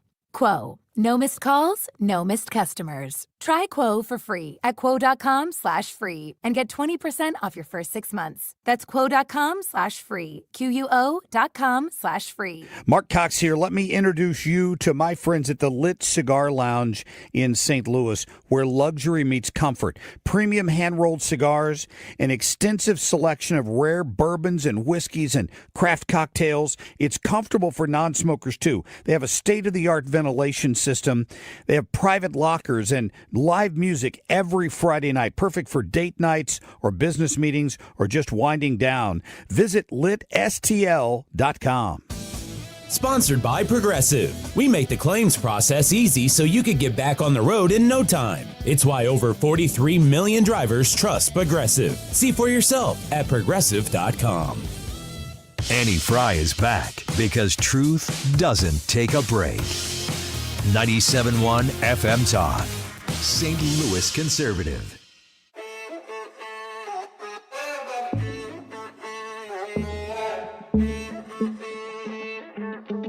To be young and in love in New York City. Do not know who I am, but still know that I'm good long as you're here with me. To be drunk and in love in New York City. Midnight into morning coffee. So that poll we're talking about is that Louisiana Supreme Court case that's being heard right now regarding the districting of these congressional districts. The Fox News report, the headline is Supreme Court signals it may limit key Voting Rights Act rule. At issue was whether the state's congressional map, updated twice since the 2020 census, is an illegal racial gerrymander. When we spoke at 12:18 with Gregg Jarrett, he said that this was considered racial consideration, was the phrase that he used. The Fox News report says the Supreme Court's conservative majority on Wednesday appeared poised to significantly weaken a key Voting Rights Act provision that prohibits states from diluting the power of minority voters. A pivotal case that could reshape elections and redistricting battles in Republican-led states ahead of the midterms. The case in Louisiana was first argued in March and centers on whether Louisiana's 2024 congressional map, which added a second majority black district, amounts to an unconstitutional racial gerrymander. Its outcome could determine how states nationwide apply the Voting Rights Act in future redistricting cycles. So it's not just Louisiana this would affect. This could affect the nation as a whole. Fox News goes on to report justices ordered both sides to return to court for a second hearing to revisit arguments in the case centered on Section 2 of the Voting Rights Act and asked them to submit briefs on whether Louisiana's creation of a second majority black congressional district under the VRA, the Voting Rights Act, violates the 14th or 15th Amendments to the Constitution. So we're asking you, do you believe minorities should have special consideration when drawing congressional districts, yes or no? Brian. I am an absolute no to this. This would be the definition of racism, is to favor certain racial groups over others. And I thought Kavanaugh, from reading the transcripts yesterday of the Supreme Court hearing, said and nobody's really paying attention to this question that he asked. He said, now this was written in 1965. Does that mean that the racial makeup of today and the racial, politics and socioeconomics and whatever of today are the same as they were in 1965? The answer is, of course they're not. They're always changing. Okay, then why are we applying a law that was written specifically to that moment right now? And that, to me, was a great argument that if you're not talking about principle, because this specific language in this thing is not necessarily about a broad principle that we should apply always. Like the Constitution is written in a way that it would always be the same, depending on technology and everything. It would always have the same, like, general rules and laws. This one was written specific to this thing in a moment. And they're all questioning, well, why would that still apply now if it was written even in its language for that moment? So anyway, that's a long answer to say that, no, I don't believe that minorities should have special consideration when drawing congressional districts. Eyes Wide Open says on our YouTube comment chat, they say according to the poll, race, color, or creed may affect one's political ideals. However, it should not be considered when drawing lines for representation. Those lines should be based solely on the political alignment. Fox News goes on to report Justice Brett Kavanaugh and other conservative justices appeared open to the idea that Congress, in passing the 1965 law, may have intended a sort of sunset period for Section 2, allowing it to weaken over time. That possibility was invoked by Kavanaugh several times during Wednesday's argument as he pressured lawyers for the state of Louisiana and the NAACP for more specifics. That's what you're speaking to? That's exactly it. Yeah. The Fox News goes on to say the court's ruling could carry major implications for future elections, with critics warning that siding with the state could further erode protections for minority voters under the Voting Rights Act. Brad, your thoughts on this? Do you believe minorities should have special considerations when drawing congressional districts? Not really. No, actually, no at all. No, there should be no consideration. Because when I'm sitting here thinking about this, as Ryan saying his things, we listen to Gregg Jarrett, and it's really, what does race have to do with the way that you vote? It shouldn't have anything to do with it, and therefore, like, if you're saying that black people will be disenfranchised by the way that lines are redrawn, you're assuming that they're going to vote one way, and that's racist. You know who won't be disenfranchised by a Republican district coming to what used to be a historically Democratic district? Black Republicans. They won't be disenfranchised by that. I just think that we're taking a racial argument and applying it to a political thing, and race should have nothing to do with the political alignment of the country. I don't think a black person's vote should be more or less valuable than a white person's. It should be equal. That's kind of the point. And a Latino vote should be equal to a black person and a white person's vote. And an Asian person's. They should be, we hear this one person, one vote, especially when you hear a lot of the left talking about the popular vote. In the way that we have the electoral map drawn with the Electoral College and everything, there is consideration drawn for a state voting to send their Electoral College votes to finish the job, as opposed to one person, one vote. This is not one person, one vote. This is a multiplier, essentially, for people. And to suggest that by virtue of the color of one's skin, you automatically know that they are going to vote the same is, in my opinion, at its core, racist. Because you could see somebody and make an immediate snap judgment that that's how somebody feels. And I think there are probably some white people. I mean, is it Republican to be white? Is it white to be Republican? Certainly not. So why would you say that for other races?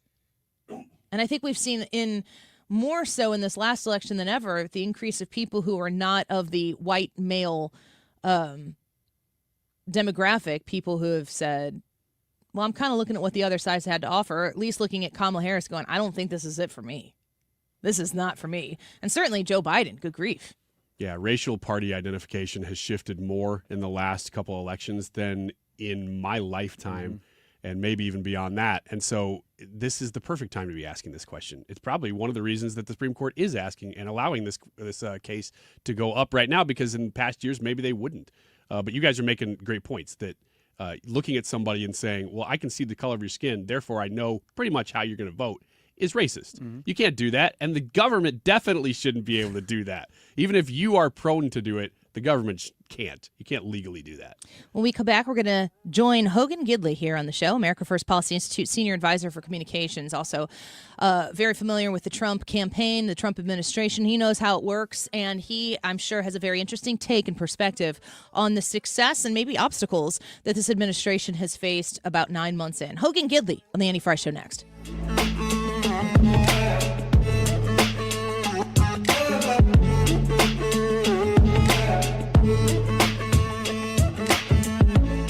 Michael's Flooring Outlet is online at igotfloored.com. Visit their website and learn everything that they have to offer when it comes to meeting your flooring needs. Michael's has been a great partner of 97.1 for decades now, I believe. I appreciate how well they service the St. Louis bi-state area as a locally owned and operated business. When you go to their website, you can request an estimate directly from the top right of igotfloored.com. You can also read some of their reviews because they are very proud of the work that they've done with people here just like you in the St. Louis, the greater St. Louis area, in ensuring that the products that you're looking for, the Mohawk Smart Strand carpet line, the Techwood Plus line of flooring, and many, many more kinds, you are going to be well served with expertise, quality, and value shopping at Michael's Flooring Outlet. They've got 3 locations in St. Louis for you to visit in Darden Prairie, West County, and St. Charles County. But you can start your shopping process right now. You're sitting at lunch maybe. Start perusing what they have to offer at Michael's Flooring Outlet on their website at igotfloored.com.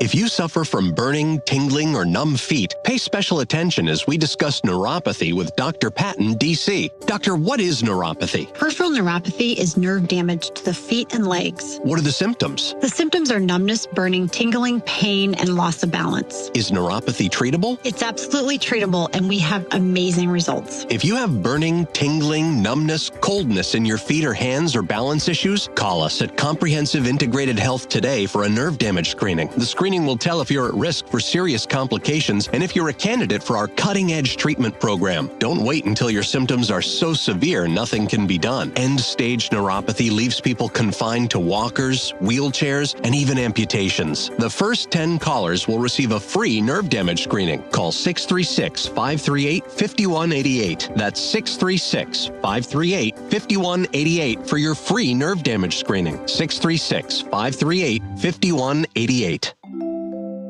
Now that we're getting older, we've been putting more thought into maintaining our health. We knew the water we drink every day could be filled with contaminants, so we called Leaf Home Water Solutions. They came to our home and did a free water test and gave us the analysis right away. We were shocked at what we saw. They found heavy metals like iron and copper. Our own tap water was putting our health at risk, but Leaf Home Water Solutions made it easy to get safer water from every tap and hose. A whole home solution. They have more than 250 product combinations and designed a system that fits our needs and budget. The installation took less than a day. With Leaf Home Water Solutions, our water is safer and healthier. When we drink, when we cook, when we shower, even when we garden. We feel better about our health. Thanks to Leaf Home Water Solutions. Schedule your free home water test today at leafhome.com/free and save 15% on all home water treatment systems. That's leafhome.com/free for your free home water test and 15% off. leafhome.com/free. Okay, are we calling this our birthday or anniversary? Because we were born 25 years ago today,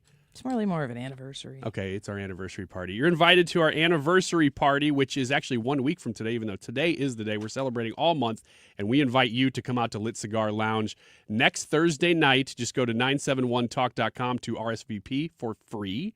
And thank you to our sponsors who are making all this possible this whole month. Rhino Shield, U.S. Men's Medical Center, Lore Wine and Spirits, Old Dominic Distillery, and Rayburn Wines. And also, by the way, on site for that party, Napoli Brothers doing the food, Republican Central Committee of St. Louis County encouraging party guests to bring non-perishable food items to the event. And they're doing a fundraiser through Thanksgiving for Feed the People. We'll have barrels on site at our party. So it's going to be a party. We're all there 1 week from tonight. Happy birthday, happy anniversary to 97.1, 25 years as of right now. 1:32. This time check is brought to you by Jerry Kelly Heating, Air Conditioning, Electrical, and Plumbing. It's time for a $98 furnace tune-up. Fox News National, St. Louis Local, 97.1 FM Talk.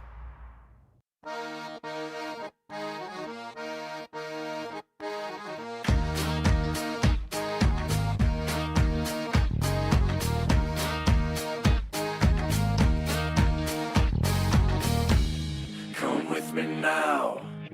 Come with me now. Welcome back to the Annie Fry Show. We're glad you're here with us. Beautiful afternoon here in St. Louis, Missouri. And we have been talking about government shutdowns. We've been talking about the Supreme Court ruling, or hearing, I should say, in Louisiana. And, of course, we are watching Chicago and the state of Illinois, our neighbors here in St. Louis, push back with great force against the Trump administration, the want and the desire and the commitment to make Illinois safe again like the rest of this country. There's a lot to talk about, and we're grateful that Hogan Gidley is here with us to give us some of his time. America First Policy Institute Senior Advisor for Communications. Hogan, welcome back to the show. It's always good to have you here. Great to be with you, Annie. Thanks for the time. You know, I want to give you the opportunity from a high-level view there to react to what the Donald Trump administration, Part 2, has been able to accomplish in less than 9 months. It's really remarkable. I mean, you know, it's so rare that a politician would do this, and it's definitely something that is unique only in Washington, D.C., where someone runs on an issue saying they're going to do it, wins on the issue saying they're going to do it, and then gets in office and actually does it. And he has done everything to this point, as he promised, to fix the economy, to bring down the out-of-control prices, of course, to work on world peace, ending, 8 wars at this point in time. He's going to probably get 9 when you consider Ukraine and Russia is going to fall next. Not to mention the fact that he closed the southern border. We have 0 people coming into the country illegally every month now, thanks to his efforts. And he wanted to reduce crime. He's going into these major cities. You just talked about it. And, of course, crime is coming down as well. It is an absolute incredible string of wins for this president. And if you just go back to last week, he's overseas signing peace accords with various nations. He comes back. He's got Javier Milei from Argentina in the office. He's got the Charlie Kirk Memorial. He sits down for hours in a cabinet meeting and lets people in, the press as well. This guy just doesn't stop. And every time I see a reporter on Capitol Hill, every time I see a reporter in Washington, D.C., and they say, we're exhausted, I just remind them, well, you had a nap for 4 years. you ought to be so well rested at this point. And they kind of laugh and shrug it off like, well, he just does too much for us. Yeah. And I'm like, yeah, I know. That's who he is. You know, I think about specifically, I live across the river in Illinois, so I'm an Illinois resident. I've been watching Illinois politics up close for years, and it kind of feels like flyover progressive politics.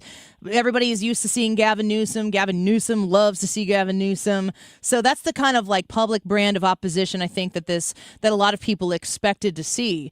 But the Illinois variety seems to be specifically petulant, and I think it's because in Illinois, there hasn't been a lot of attention paid to how Democrat and far-left progressive the supermajority of Democrats in the House and the Senate, and J.B. Pritzker, who's got a ton of money to buy his 3rd term that we're about to watch him try to win. What are your thoughts on the opposition that J.B. Pritzker and Brandon Johnson in Chicago have put up against Donald Trump? Do you think it's effective for the Democrats in any way? You know, it's interesting you asked the question because I do think in the echo chambers, you got to be careful because we think it's not working. they think it is working. The question becomes what happens in the middle? What are the regular people out there seeing? And I think they do resonate with some. They're going to try and make health care an issue, and that's going to be a big fight heading into the midterms. We should note Obamacare, has not gone to solve health care like we were told it would. We were sold it would years ago, 10, 15 years ago, that it would solve everything. It has care problems. Skyrocketing premiums all happen under a Democrat president, with Democrats control the House and the Senate. And, of course, even in the one big beautiful bill, there was a provision in there that would have reduced premiums by, 15, 18%. Democrats, because they wanted it out of the bill.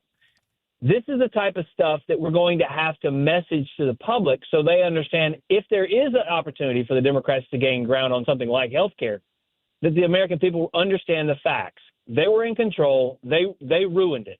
Now, just like the border, millions of people flowing across, don't worry, Republicans fixed it.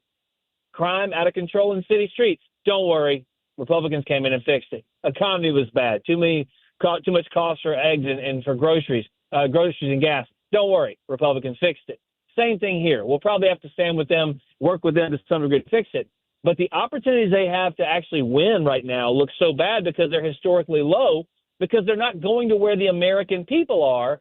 They're trying to tell you things that aren't true that the American people experience every single day. That's why they lost the election. Your gas and groceries aren't high. Don't. It's just it's okay. It's good for you. Don't worry about it. Oh no, the border's not open. No. What are you talking about? People in your city streets, raping and murdering and killing with no right to be here. No, that's not really happening. So when you tell someone what they experience every day isn't happening, it's a real problem. Democrats are on the wrong side of all of these issues the American people care about. It's going to be to scratch and claw their way back unless they make a decision to say something like, hey, you know what? Crime is out of control, but we don't like the way Donald Trump's doing it. Here's how we'd fix it. They just tell you crime isn't a problem when everyone knows it is. So they've got some serious issues on their side. It's not a messaging problem. It's a policy problem. And the more we can point that out, the better. We're speaking with Hogan Gidley with the America First Policy Institute. He's a senior advisor for communications there. A lot of attention nationally is being paid on that New York City mayor race. Zoran Mamdani is communist. It's kind of hard to argue with that. I don't know that he would argue with it particularly unless he thinks it's a pejorative. But is there a national ripple effect towards covering this election in New York City? And politically, if you have that election in this November, we're going right into the midterms. Does the fact that the Democrats in New York City have embraced this guy affect the party on a national level? You learn lessons from every campaign, from every election. The question is, are you learning the right lessons, and are you applying them properly afterwards? So do the Democrats have a problem with Marxism and communism? Absolutely. Now they're embracing someone who wants to take over the city of New York. And it's that old H.L. Mencken quote about democracy is the idea that the common man knows what he wants and deserves to get it good and hard. And so New York's about to get it good and hard. They're going to realize what a problem this is. But so many on the left still gravitate toward this. And, it's the let's just fight for fight's sake. We don't have anything to really offer the American people or no successes or results that improve their lives. We're just going to keep screaming into a vacuum.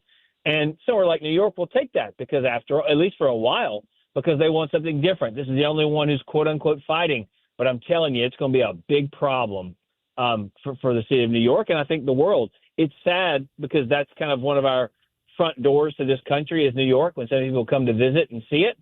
But to watch it dilapidated as it is now, and it's only going to get much, much worse with someone like Zoran Mamdani, we'll see. But, is it indicative of the whole party? I hate to say so, but yes, right now. Yeah, it's hard to look anywhere else and look for a true leader, somebody that the Democratic Party itself looks to that would be on the other end of that left spectrum. There really isn't anybody who seems to stand out. Donald Trump sucks up so much of the oxygen in the room. He seems to have a legit answer for whatever is thrown at him.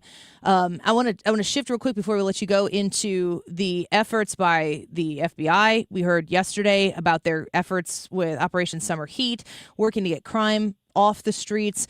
And going kind of back to the Chicago question that I asked you in at the beginning of this, do you think it's a priority for Donald Trump to go into those cities and to leave the country better than he found it.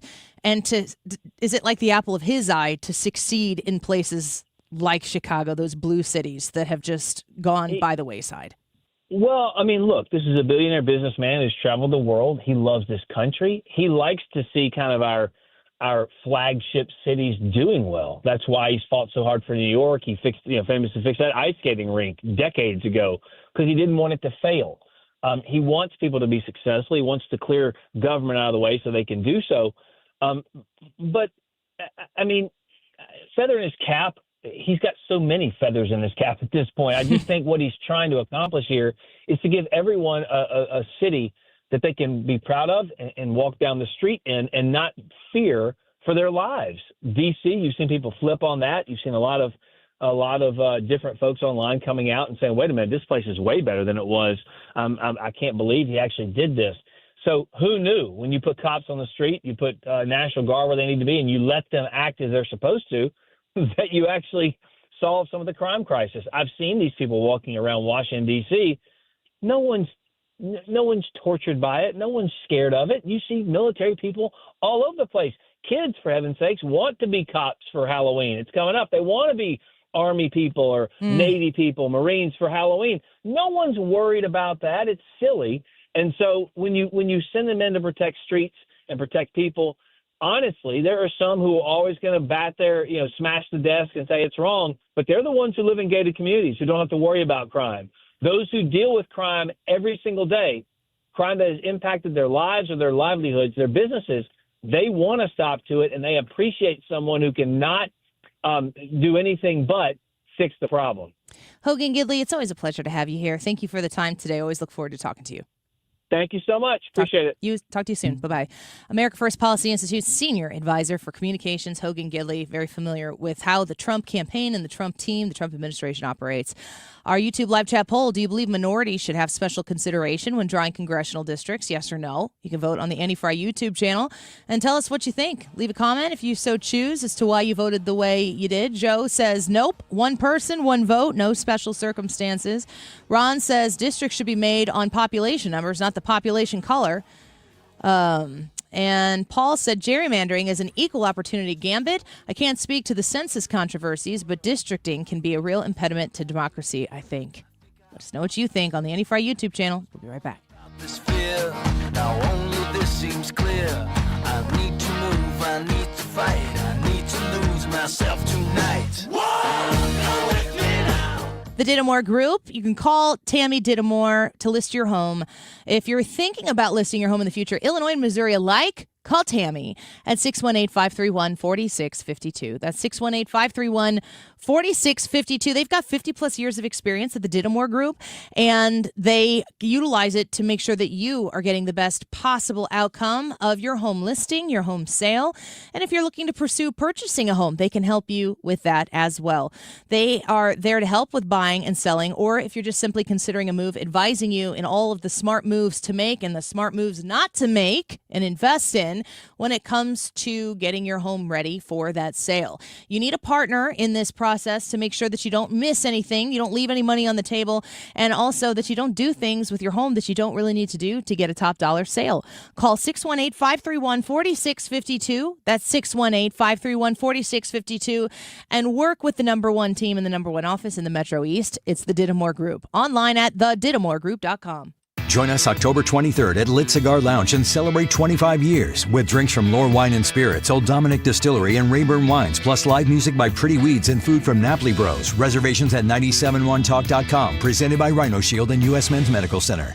Hi, I'm Bob Kershaw with Retirement Advisory Group. Are you worried about market volatility? Are you concerned your money won't last you through retirement? Hi, I'm Tammy Kershaw, and as a family-owned business, we are committed to protecting your retirement, whether you're nearing retirement or already retired. We have a lot of folks that aren't aware of all the new investment choices that are available, which give you growth and protection from losses at the same time. Are you aware of all the fees that you are currently paying? We can show you how to avoid those fees. So come in now for your free retirement review and get a second opinion on your retirement plan. And just for coming in, you'll get a copy of our latest edition book, Your Key to a Worry-Free Retirement. Let us show you how to retire with confidence. We are proud to say we haven't lost a penny of our clients' money in 30 49 years, and we won't lose a penny of yours either. Let our family help your family. Call us now at 314-993-9494 or go online to retirementkey.com. That's retirementkey.com. When you work with a home improvement company, you want to make sure they are recognized as one of the best. Mark Cox here from my friends at Chesterfield Fence and Deck. They just received the Big 50 Award. That's featured in Remodeling Magazine to honor the top 50 remodelers in the country, to recognize the industry's best and brightest. Now, a little bit about Chesterfield Fence. They've been around for 56 years, since 1968. Under the same ownership. You're invited to their showroom in the Chesterfield Valley, or they'll be happy to come to your house, give you a free in-home estimate at absolutely no obligation. If you want a new pergola, you want a new sunroom, of course, the fences and decks that they have are outstanding, and they will design them to your specifications in your backyard. Now, right now, mention Mark Cox, get a special discount of 20% off your next outdoor project with Chesterfield Fence and Deck. Check them out online and tell them Mark sent you. It's chesterfieldfence.com. You're listening to The Annie Fry Show on 97.1 FM Talk, St. Louis Conservative.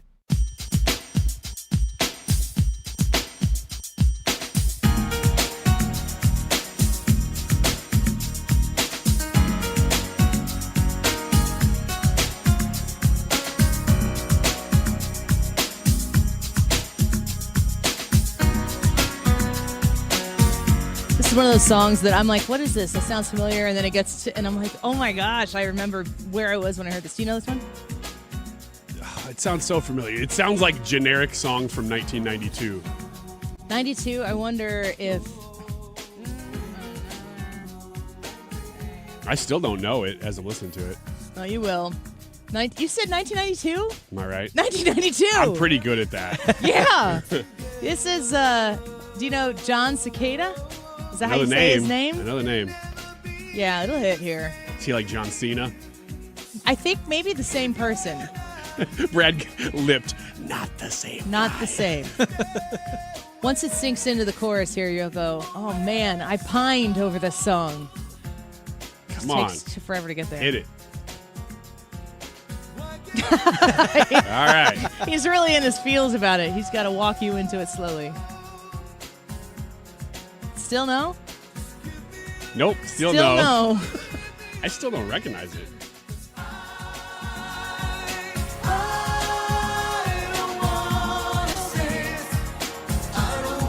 No? Really? I don't really know this song. Oh, wow. Just Another Day Without You.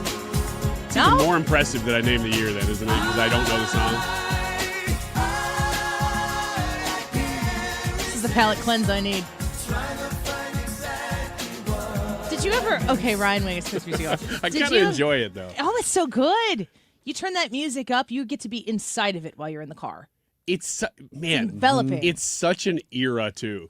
That drum beat, you're like, I know. The electric That's what sound. gave it away. Did you ever have a moment in your life where you had to be in the music? You were love torn.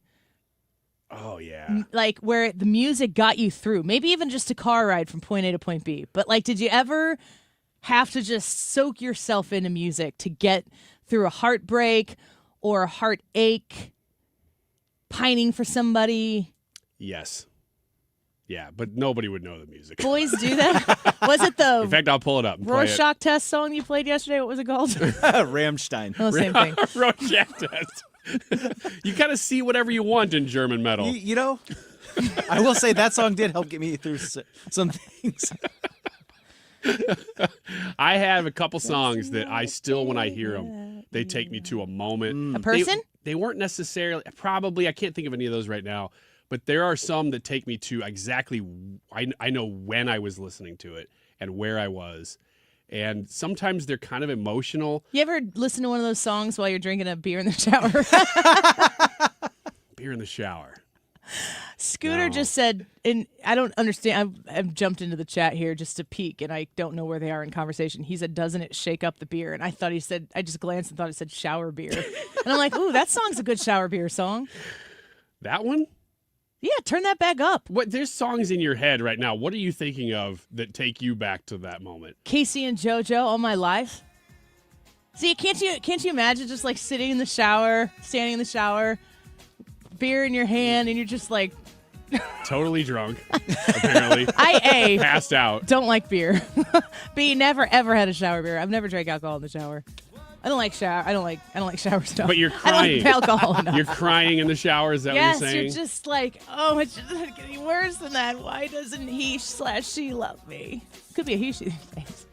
You know what encapsulates my crying in the shower is Gummy worms? Ace Ventura 1. Oh, Remember that scene? I That's think pretty so. much like me. which one was it? I don't remember the song, but I think he was mimicking a movie. Was it The Crying Game that he was doing in Ace Ventura 1? All I remember is What was the Jim scene? Carrey's naked butt like, walking into the shower, but then he has to get out of the shower and he covers himself with 2 dogs, remember? I watched that. My kids wanted to watch Ace Ventura so bad. We watched it. You watch these movies that were like iconically funny from our childhood, and they just look at you like, Mom. And I'm like, stop judging me like that. It's still kind of funny. You know what's weird? I had that reaction with the movie Animal House with my dad. That was he thought this is going to be great. And you're like, He showed okay. it to me, and now I watch it. I'm like, oh, I get that it's funny. But when I was 15 or whatever, he showed it to me. I was like, not connected, man. Sorry. I understand. It just was generational. The worst that I showed my kids was Pee Wee Herman's Big Adventure. They didn't like it? That is a I don't. I'm just telling you that Pee Wee Herman's Big Adventure is. I'm not calling Paul Rubens this, but it just looks like some sort of like pedophilic. Use that fever dream. It's like you can't even believe what you're seeing, and he's so childish. And then Biff or whoever the fat guy is, what's his name? Biff is from a different movie, but he's in that. He's in that like blue button-up onesie. Yeah, he's like a giant baby. I know you are, but what am I? I know you are, but what am I? Like the kids are what? Like there wasn't an ounce of it that they were genuinely comedically entertained by.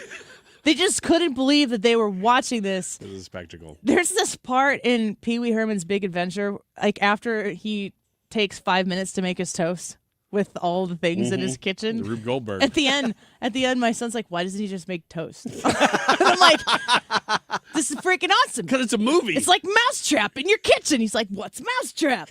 I'm like, "Gosh, I've raised you wrong." But there's at the end, he just sits at his little nook in his kitchen, which looks like a diner. It's got like the red shiny rubber seat or whatever, and he's sitting at the table, and he has his toast, but then he pours a bunch of cereal and stuff on it, Mr. T's, whatever cereal Mr. T's cereal is. Mm-hmm. And he's got the plate of food, and it's piled. He's like, like he's playing with his food.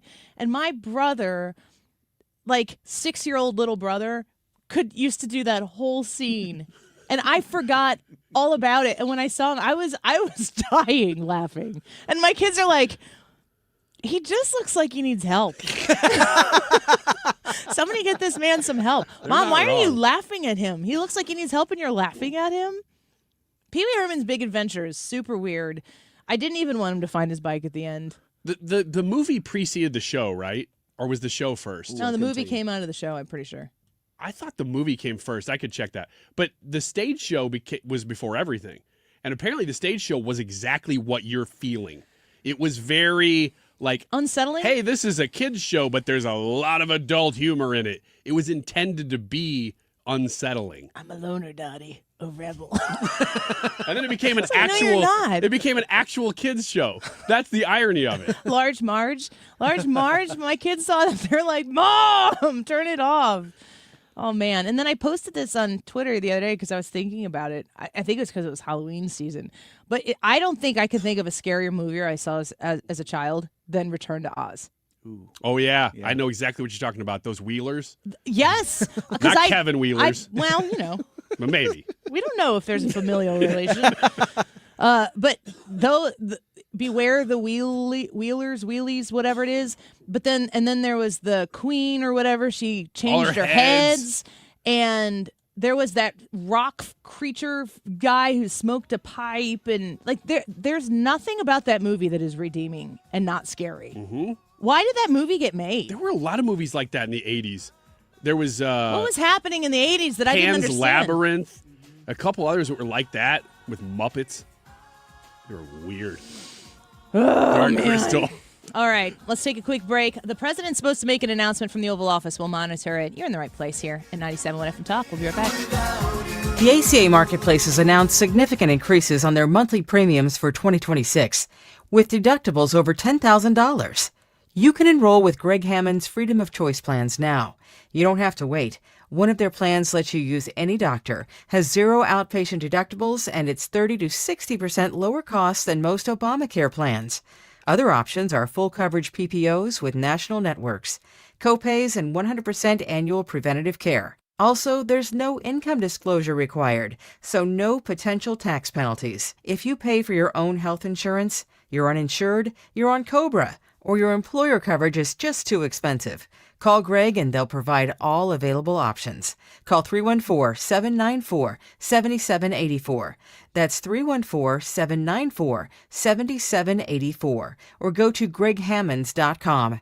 That's GregHammonds.com. He can custom design a plan managed and chosen by you, not the government. AirComfortService.com. If you have an HVAC concern right now, Air Comfort Service is waiting for your phone call, 314-513-0091. AirComfortService.com, of course. But it's not just about the temperature of the air in your home. It's also about the quality of the air in your home. And Air Comfort Service has a solution for this. And I highly encourage you, if you're somebody who's suffering from allergy symptoms with the seasons changing and all those allergens setting in, and it's just, are you miserable all the time? If you have pet dander, bacteria in your house, you want to get rid of those viruses and everything, you get a whole home air purifier from Air Comfort Service. They can give you a free estimate on that whole home air purifier that will help relieve or possibly even eliminate all of those types of things that plague your home, including odors. When the weather gets colder, the air becomes drier. You want quality air in your home. They can do a whole home humidifier as well. 314-513-0091. Call the best in the business. Air Comfort Service. AirComfortService.com. I'm John Morgan of Morgan & Morgan. One question I'm always asked is, how did you become the largest injury firm in the world with over 1,000 attorneys and $25 billion in verdicts and settlements? One way was our financial strength. Medical malpractice is the third leading cause of death in America. To prosecute a typical case costs up to $250,000 in case cost. We advance them all. Product liability cases can have similar costs with an army of lawyers on the other side. Automobile insurance companies have the resources to fight. Guess what? So do we. Many law firms simply may not have the financial firepower to work up your case the way you deserve. And we don't charge by the hour. No recovery, no fee. If you have a question about your case or wish to become a client, go to forthepeople.com on your mobile device or computer. 24/7. It's that easy. Morgan & Morgan. Injured? Dial # law or visit forthepeople.com for an office near you. KFTK FM Florissant from the Kaufman Townsley St. Louis's Injury Lawyers Studio. Call 314-500-5000. That's 314-500-5000. All on the free Odyssey app. U.S. push to end the war in Ukraine. I'm Lisa Brady, Fox News. President Trump plans another meeting with Russia's president in person after a lengthy call today. During a phone call with President Vladimir Putin, President Trump says the two leaders agreed to meet in Budapest for talks on ending the war in Ukraine. It would be the first face-to-face meeting between the two since a summit back in August. The president is always willing to take a chance at diplomacy, and this war, he has always said, is going to have to end at the negotiating table. White House Press Secretary Caroline Leavitt says the president will discuss the conversation when he meets here in Washington tomorrow with Ukrainian President Volodymyr Zelensky. Fox's Jared Halpern, and at the White House, the Ukrainian leader pushing for longer-range weapons to put pressure on Putin.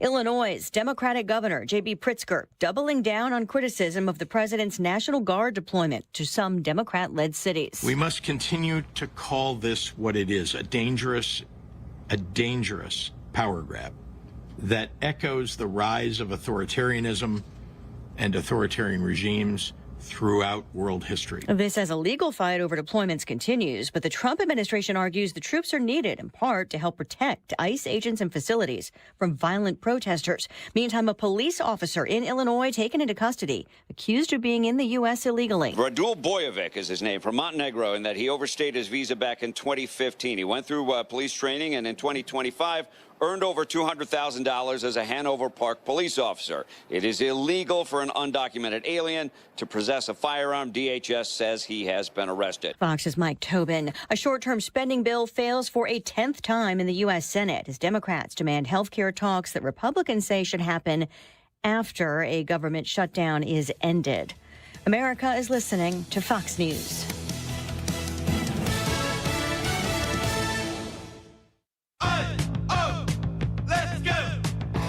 You're still glowing, flirting, grooving. You still got it.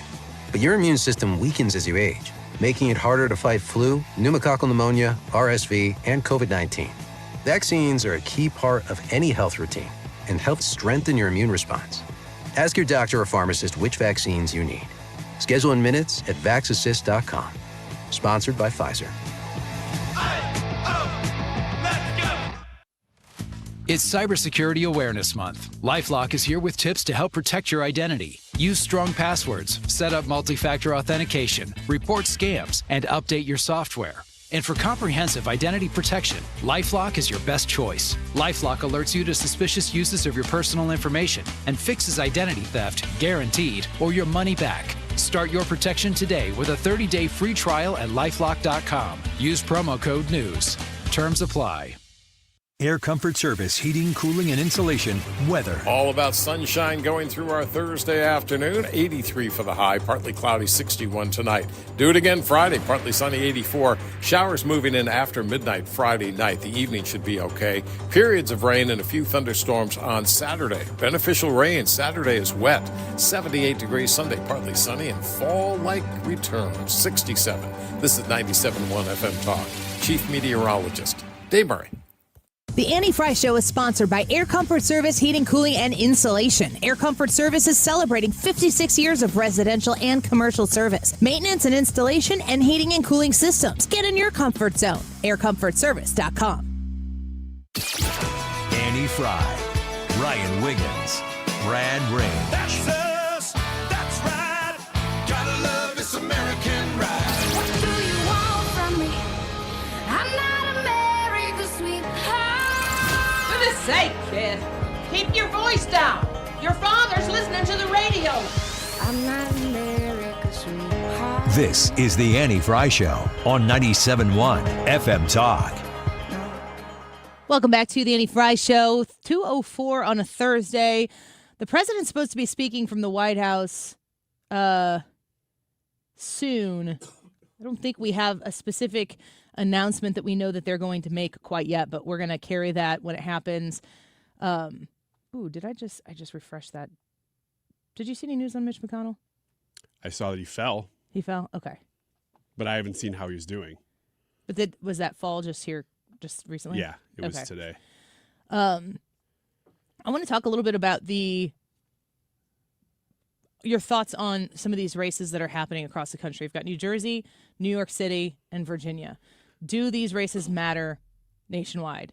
There's so much money that can be keyed in and focused on just 3 states that are getting up all the attention. So if you consolidate all that money into just 3 races as opposed to like a midterm where you have to be much more strategic about where you put resources, sometimes I think that they can over-amplify bellwether status based on what happens here. According to a Trafalgar Group poll, Trafalgar and Insider Polling, Robert C. Cahaley has this up today. Today's the 16th, correct? Yes, at 1:33. Virginia race, Spanberger, who's the Democrat there, 47.5%. Winsome Sears, 45.3%. So there's a 2.2 spread there. Undecided 6.4.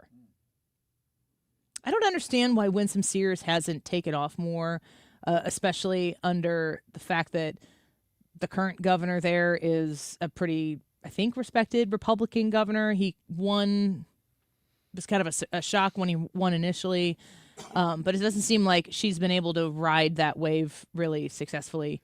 Does the Virginia governor race matter to everybody? Us. No, it doesn't. But as a bellwether, it does. I do think this is a big bellwether.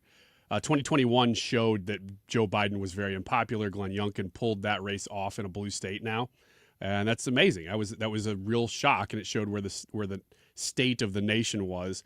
And I believe this one will do the same. It's always a referendum in the year after the presidential election. New Jersey and Virginia are always a referendum on the president.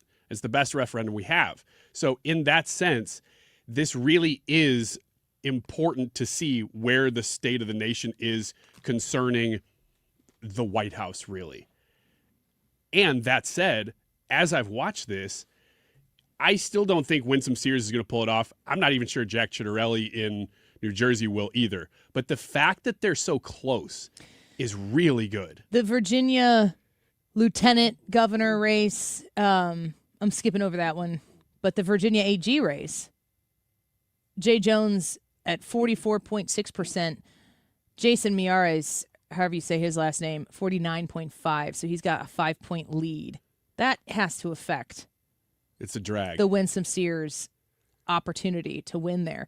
And, I've heard everybody's talking about the Jay Jones text messages that were sent where, the text message initially says you've got 2 bullets and you've got Hitler, Pol Pot, and was it his opponent? His opponent. His opponent in there. And his response was that he'd put 2 bullets in the head of his opponent. The grotesque nature of that discussion went on to talk about hurting his kids because he said that it's not until they, as in his opponent, it's not until they really feel pain that they will begin to change. That's the message there. His message is that his opponent in the attorney general race would have to feel that level of pain in order for them to think right. That is dangerous and destructive rhetoric. But on a granular local level, I don't understand why there isn't more emphasis on the fact that the man who wants to be the attorney general of the state of Virginia thinks that is how justice is served. It's the worst position possible to be running for, and say that stuff. Yes, like to suggest that you think that somehow or another someone needs to suffer in an unimaginable level for thoughts and minds to change, that you would think that was right. How can you be somebody who advocates for law and order in your state? We've seen attorneys general across the country have an effect on what administrations have been able to do. Of course, certainly seen attorneys general sue Biden in Eric Schmidt and Andrew Bailey, among others. But we've seen them sue Trump, too. It's a very powerful position to be in. And the man who wants to serve in that position in Virginia willfully wants to see that level of suffering, the pain of losing a child or of losing a loved one, because that's what needs to happen for these people to basically get it through their thick skulls. I can't. Why is there not more of a message on, look at what the people seeking these offices actually believe about what justice can look like? Yeah, it's pretty bad, and he very well could and should actually lose that race now, even polling-wise, because he's the one that's behind out of all of the Virginia candidates. The Democrats are still running ahead just a little bit, even according to Trafalgar. But he's not. He's behind, and he should lose that race. Even if the others win, he should lose that race. And I think that he will. I saw somewhere, like I don't know if it was on in Times Square or whatever, but suggesting that Cuomo has like a 13% chance of winning the New York City mayor race. Does that affect the country? Yeah. Well, you talked about this a little bit with Hogan Gidley, that it affects the country because it's such a prominent position. He said it was America's front door, in a sense. A lot of people come to America right there through New York. It's how they are introduced to the country, and it's the most famous city on earth, you could argue. And for a avowed socialist to be running it is a turn left. I mean, we talk about this being a kind of a referendum, this November election, on Donald Trump, on the White House. That's the left's get back. That's them saying, oh, this is how we're going to get you. We're going to elect somebody who's so far left you wouldn't even believe it. But it's to their own detriment. And they're going to see that. It'll happen in slow motion, just like many other things, but they'll see it because you can't enact socialist policies without having the same results. Every time the policy is implemented, it always results the same way. Yeah, if you're the Democratic Party and you're watching this take place right now, I'm thinking you have to, if you're not, unless you're, somebody made a comment, I wish I had started from earlier when we were talking to Hogan Gidley. They said that Zoran Mamdani isn't representative of the Democrat Party.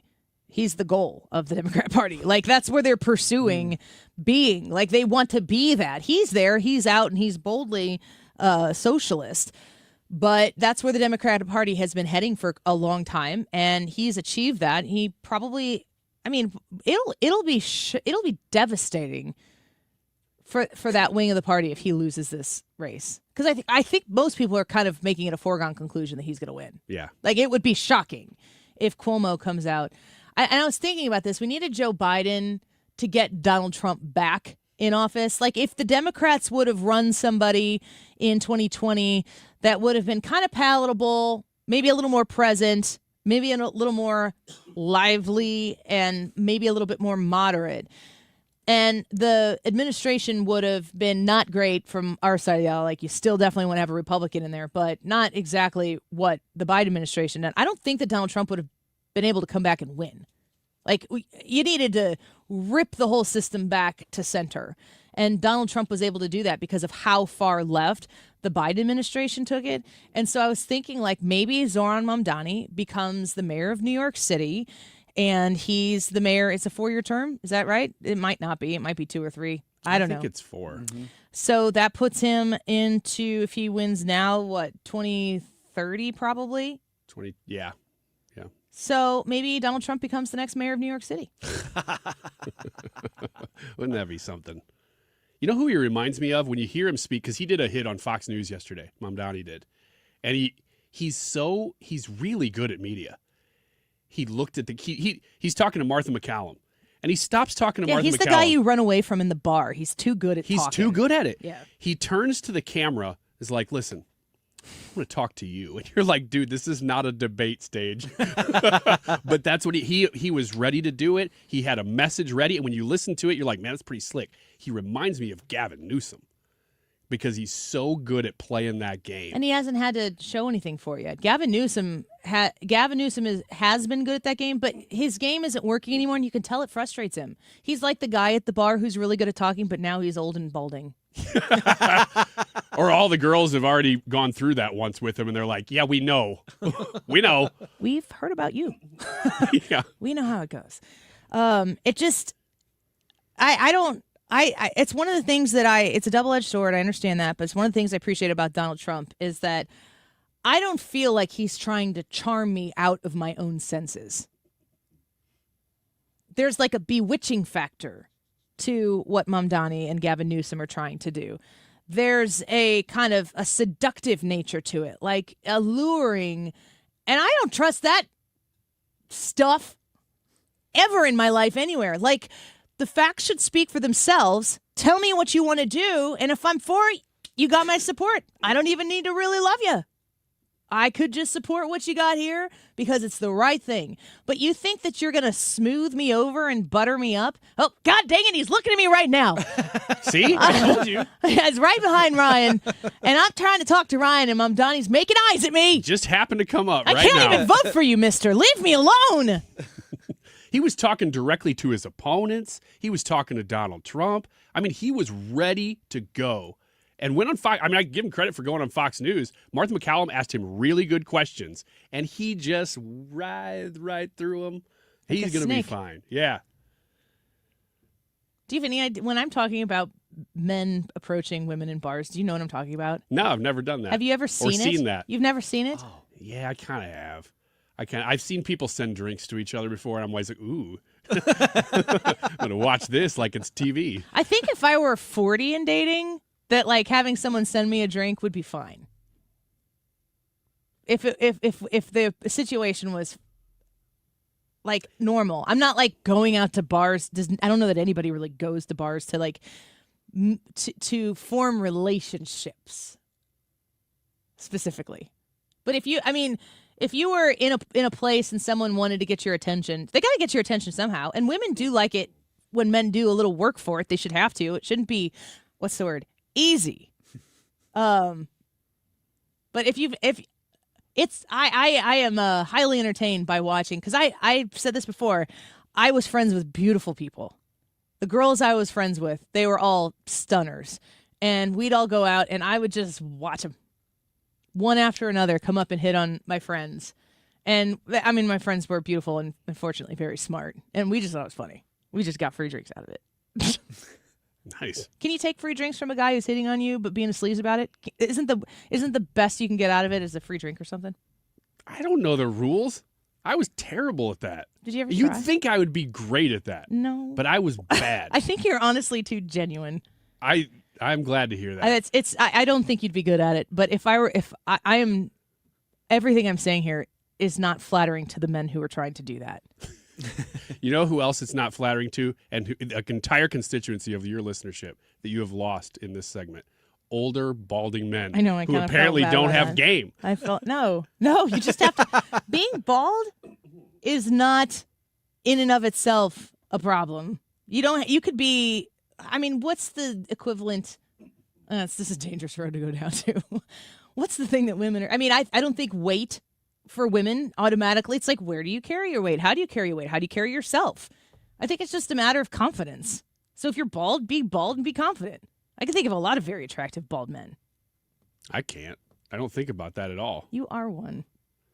Well, yeah, but I wear a hat all the time. So Well. people don't think of me. They think of me as a guy who has a hat on. They think of you as a dude. Dudes wear hats, right? Should I go buy hair? Should I go get a client? This about semi-annually, I just throw out there that if there's somebody who does hair replacement who would like Ryan to sponsor or endorse you, he's open to it. It's been a road, because I think I remember you asking this. It is about once a year, and Here we are.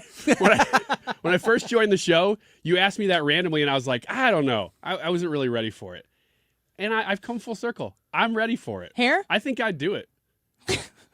I But don't know here's the what it would problem. look like. I'd Ryan have to see Wiggins some projections. wouldn't do hair that like a 44, 43, whatever you are, year-old man would have. You'd do hair that like a 19-year-old surfer dude from Southern California in 1987 would have. Oh yeah, I'd go full Rachel.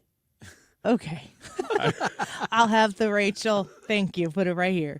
All right. Let's take a quick break. We're watching to see what the president.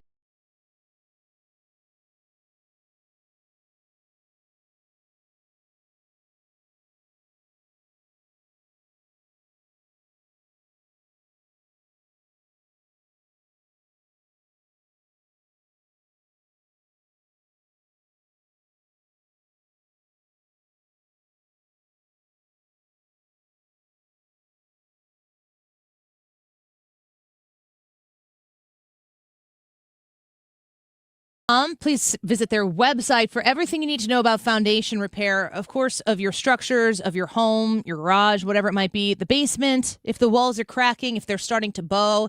If you're looking to purchase a home and maybe there seems to be some issues that might need to get fixed, you probably want to have someone reputable come out and look at it and make sure that you know what you're getting yourself into. The number to call Matt Hayes, this locally family-owned company of Home Shield Foundation Repair with 30 years of experience, 314-227-9636, 314-227-9636. The website is homeshieldfoundationrepairs.com, and you can learn how they do basement waterproofing. They do foundation repair, of course, with those cracks and bowing walls, but they can also help you with concrete that you have out at your house, in the driveways, the garage floors, whatever it might be. If it's cracked and separating and it's becoming a liability, they can help you with that as well. 314-227-9636. Call 314-227-9636. Find them online at homeshieldfoundationrepairs.com.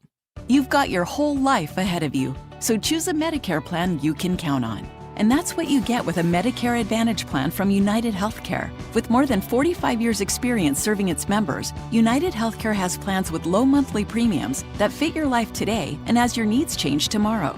The Medicare annual enrollment period ends December 7th, so go to uhc.com/Medicare today.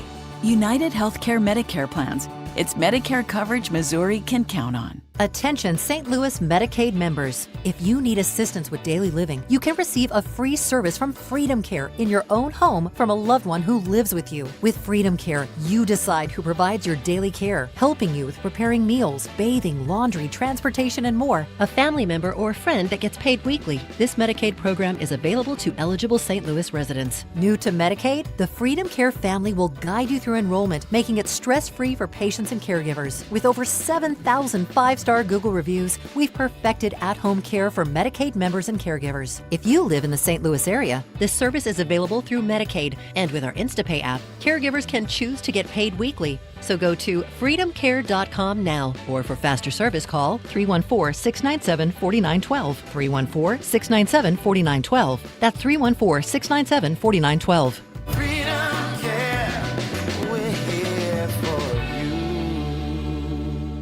Mark Cox here. If you're nearing retirement or already retired, call my friends Thomas Helbig and Bob Kershaw with the Retirement Advisory Group. They'll show you how to link to the market without the risk. They're the official financial advisors of my show. Go online to retirementkey.com. Tony La Russa here.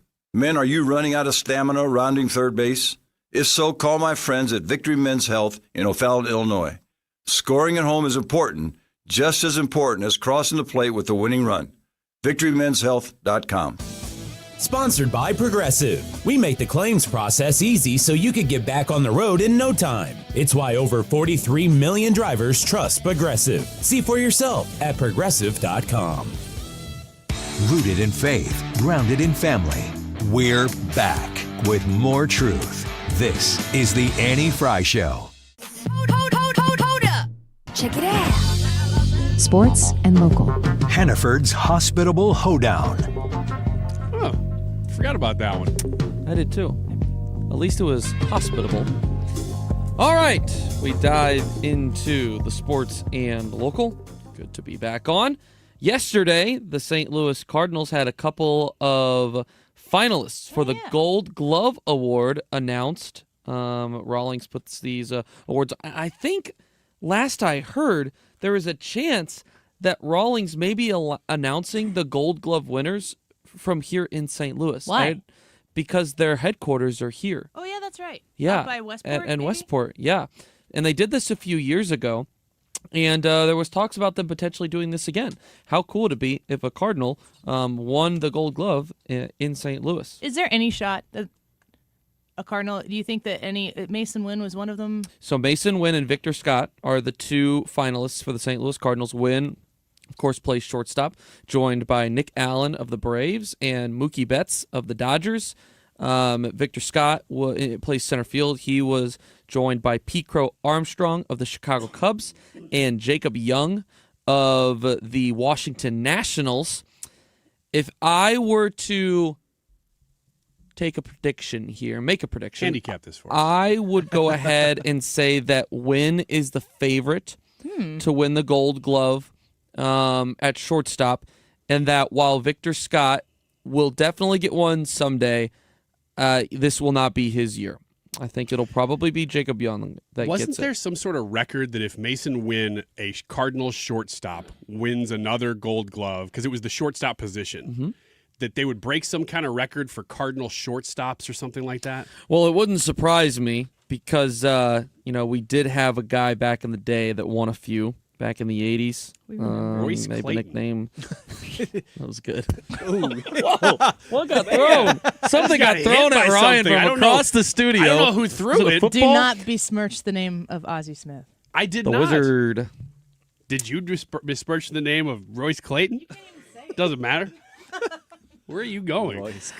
Mason Wynn ranked this past year ranked 5th in all of baseball in defensive runs saved, trailing only Bobby Witt, who plays for the Kansas City Royals, among shortstop. Victor Scott in center field ranked 7th in Major League Baseball in defensive runs saved, better than every outfielder besides Pico Armstrong of the Cubs and Cedane Rafaela of the Red Sox. So both of these guys had phenomenal years defensively for the Cardinals.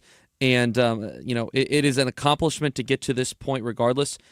Mason Wynn was a finalist last year and did not win. A lot of Cardinal fans were not happy about that, including myself, but I think that there's a pretty good chance that he will win his first of many Gold Gloves in 2025. St. Louis Sheriff Alfred Montgomery walked into federal court on Tuesday, but he didn't walk out. As a federal judge said, he no longer thinks it is possible to properly supervise the sheriff on house arrest. The newest federal charges of witness tampering and intimidation come with a twist on that a judge said he could not get past. Prosecutors allege the sheriff used a burner phone to make alleged tampering and intimidation calls. Oh, no. This is getting worse and worse. And to have like a secret Snapchat. Did you know kids today have burner phones? No. Do they seriously? Kids get burner phones, or friends will sell for like $50 a spare phone that they have so that they can access Wi-Fi and create a whole bunch of fake, or not fake social media accounts, social media accounts that their families don't know about. Oh my gosh. That's crazy. When I think of burner phones, when I was growing up, it was like beepers and pagers for drug dealers. Now when I hear burner phones, I think of teenagers. Wow. On social media. And the former St. Louis sheriff. Yeah. Did he go? So he's still in prison now? As far as I know, held? from everything I've seen, yeah, he's being held right now. Some of the incidents are alleged to have occurred while the sheriff was on house arrest for a misdemeanor civil rights charge. Prosecutors also alleged that Montgomery was cagey about his marijuana use and the number of guns he possessed. A court supervision rep said the sheriff reported having 5 guns that needed to be taken from him while on house arrest. Court officials said they discovered Montgomery had 14 guns in his home. So that's fun. What's the first thought you have when you're like, oh, I'm not leaving court today? Mine is, wish I would have brought my toiletries.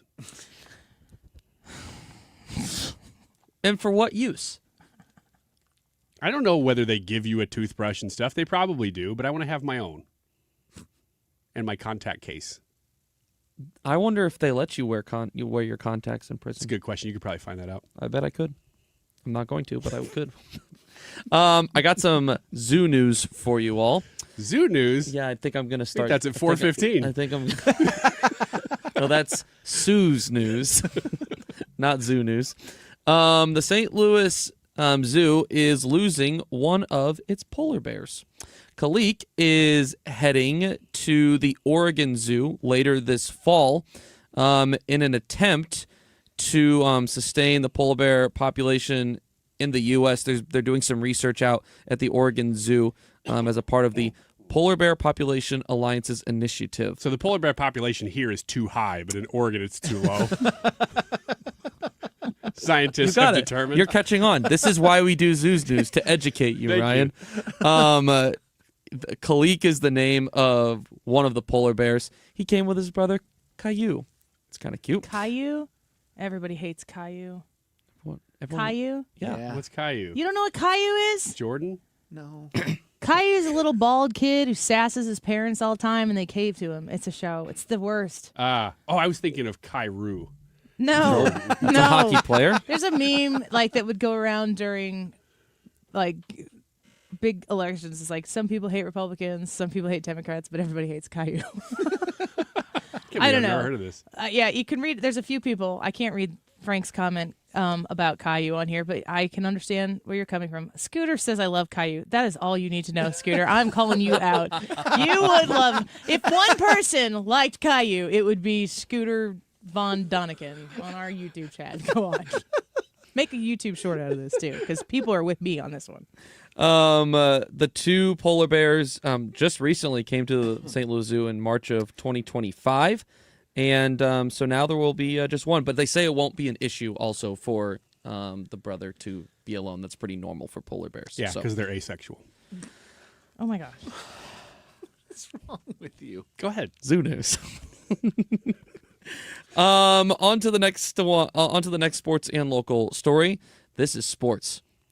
The U.S. Chess Championships are taking place in the Central West End this very week. Chess is huge here. I love that it is, too. It's one of the coolest things that Why? we have going. It's just that it's so unique to here. Yeah. Could I beat you at chess, Ryan? I do what I call a Ulysses S. Grant approach. Dear God. And I just throw everything I have at you. What, the chess pieces? You just throw them at me? I'm all in. I've never played chess in my life. You could beat me if Then you I'd probably beat you. There's in total 24 of the best players in the country involved in this event, 12 for the women's event and 12 for in the open event. The 2025 championships are open to the public and continue through October 24th, so still over a week. You can just show up and be in the That's tournament? what it sounds like. No mobile devices are allowed inside, and it says the security is pretty strict. The women and men are playing in round-robin tournaments with a total prize purse of over $400,000. Ooh, I could use that. You have to win it. 12 best men in the world in the country. You're going to create a diversion and run away with the purse. Videos of Ryan throwing chess pieces at his opponent. You know what I always forget to do, though? Hit the timer at the end. I try to hit somebody right between the eyes with, like, the rook. But then I got to remember to hit the timer. Just trying to hit everyone with everything. They're like, you can't do that. You Thank you, hit the timer. Ethan, for this contribution to our show. Zoo news, legitimate sports news. The more you say legitimate in it, the less I'm convinced. But thank you. Annie, are you okay with Trisha next in studio with us? Don't go away.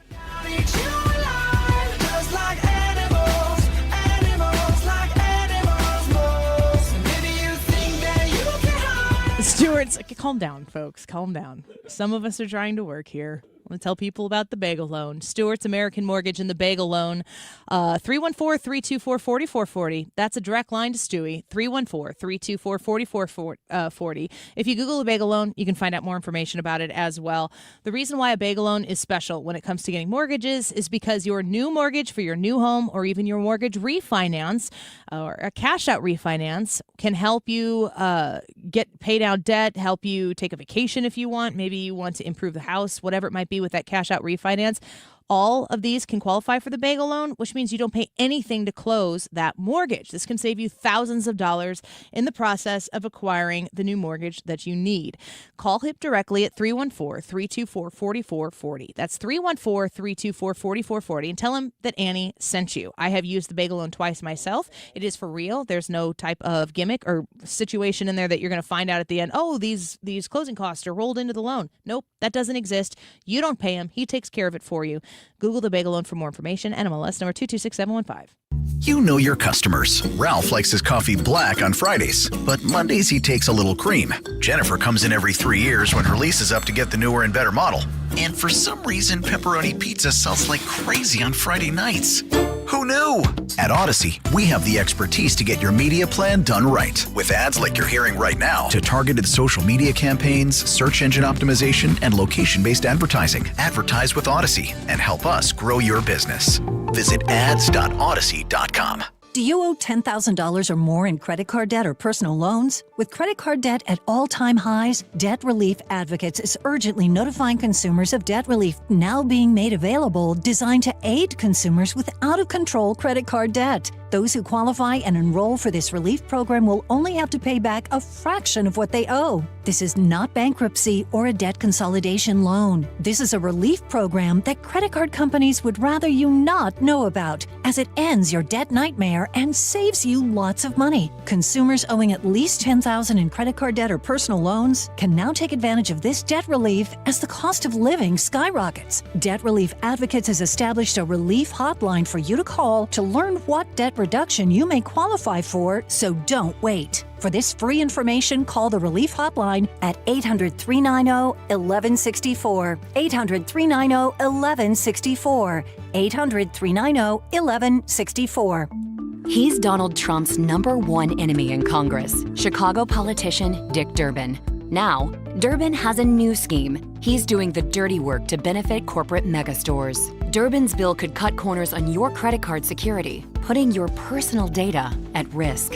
Big chain retailers and warehouse stores want to inflate their profits, and liberal Dick Durbin would help them do it.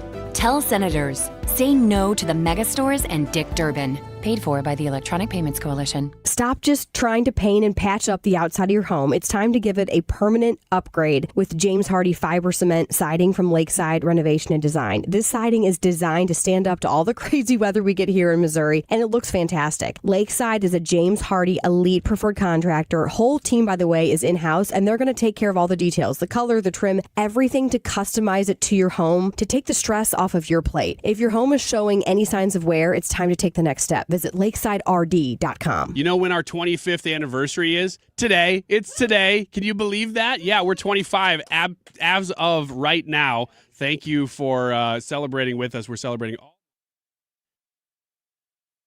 Come on, people. This makes me look unprofessional. Unless you're watching the camera, you know what Andy just did.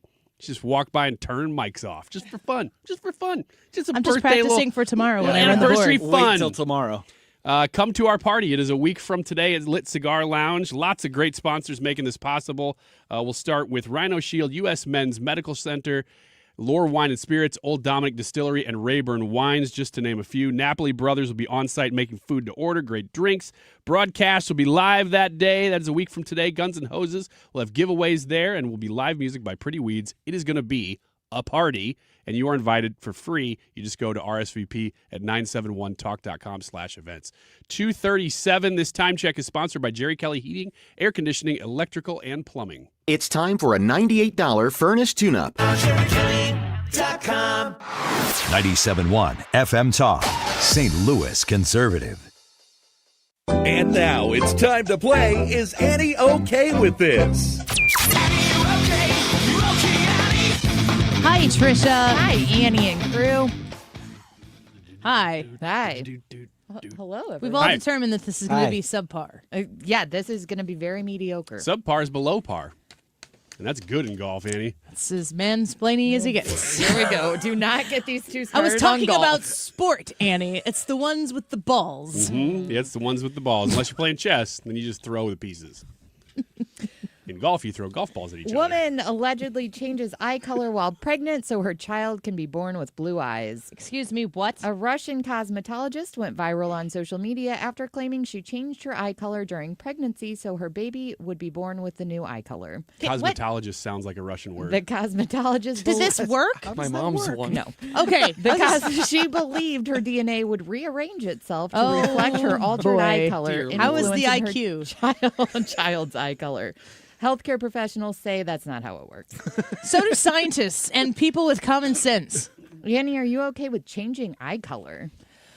Sure, if you want it. This can be done through a variety of procedures, such as contacts, artificial iris implants, and laser treatments, to name a couple. Gosh, no. What would you change yours to if you could? I like my blue eyes. Oh, you have blue. Yeah. Why would you ever change from blue if you had blue eyes? I'd change mine to black. It'd be so scary. That would be horrifying. Just for Halloween, though. I don't like it. Okay. That's how DNA works. Since she was a bad cosmetologist, can we call her a Russian cosmonaut? Can we turn his mic off, please? I tried. I already tried. I'm doing what I can. Steve's always like, Annie, keep the show going. Keep it moving. I'm like, I can't. Ryan's there. It's a fun time. It's a Cosmonaut? fun time. Yeah, like she's a bad cosmetologist, so she is a cosmonaut. I have been to an eye doctor in my lifetime, I believe, twice. Total. Ever. I don't really know all the ins and outs of contacts. I know you can get colored contacts. Mm-hmm. Have you ever... Do you have contacts? I've glasses? had them, but I don't regularly use them. Do you wear glasses at home at all? I wear them when I'm broadcasting. That's the time I use them the most. You have glasses, Ryan. Yes. How bad is your vision?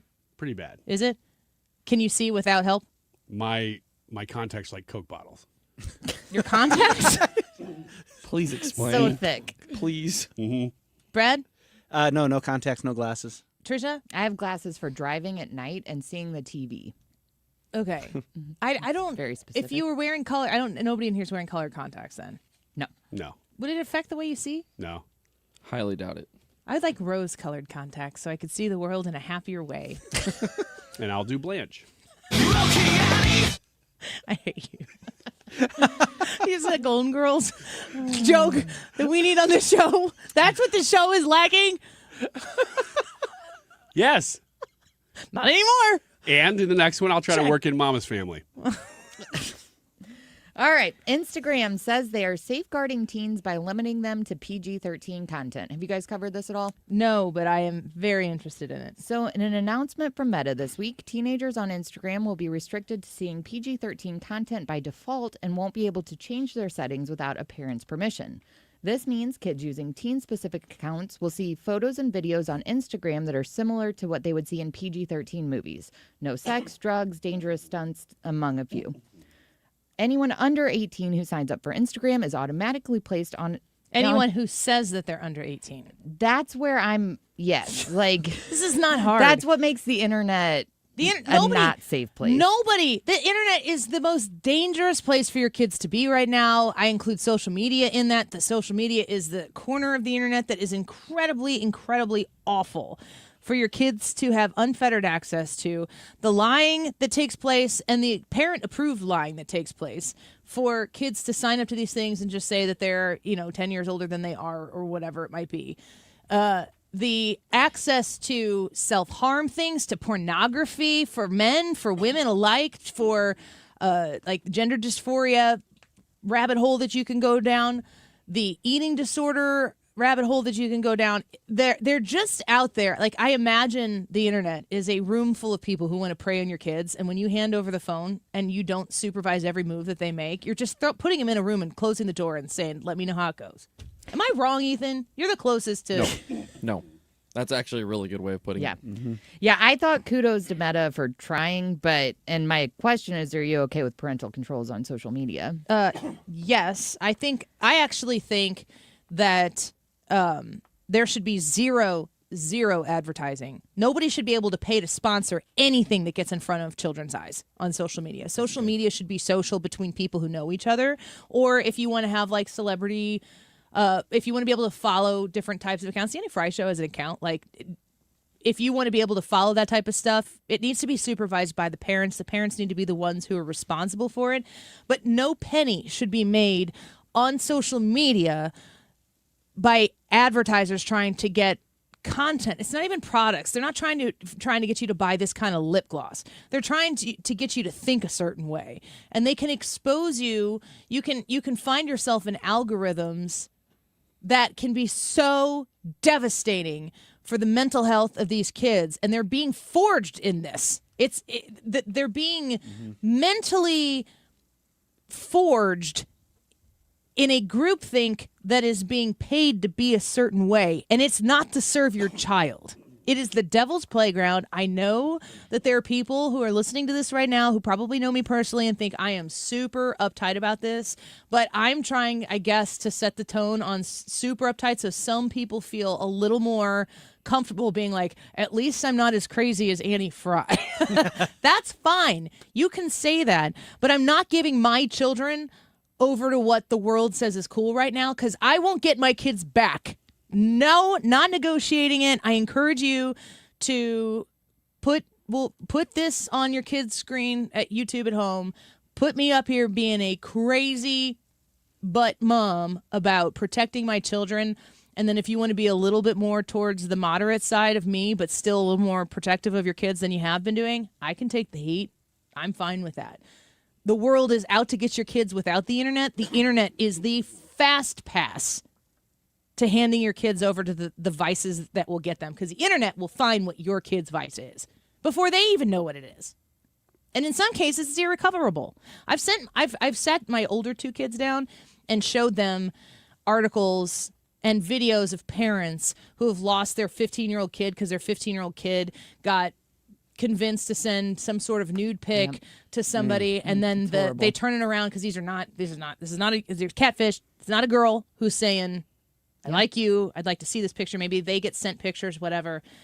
Then it turns into, give me $300. I don't have $300. I can give you $50 or whatever. And then it turns into, I need $1,000, or I'm telling your family, I'm telling your church, I'm telling your friends, I'm selling it to your school, send it to your school. You're never gonna amount to anything. And then these kids kill themselves. I know, it's horrible. And I've showed that to my kids, and I'm like, A, don't ever do that.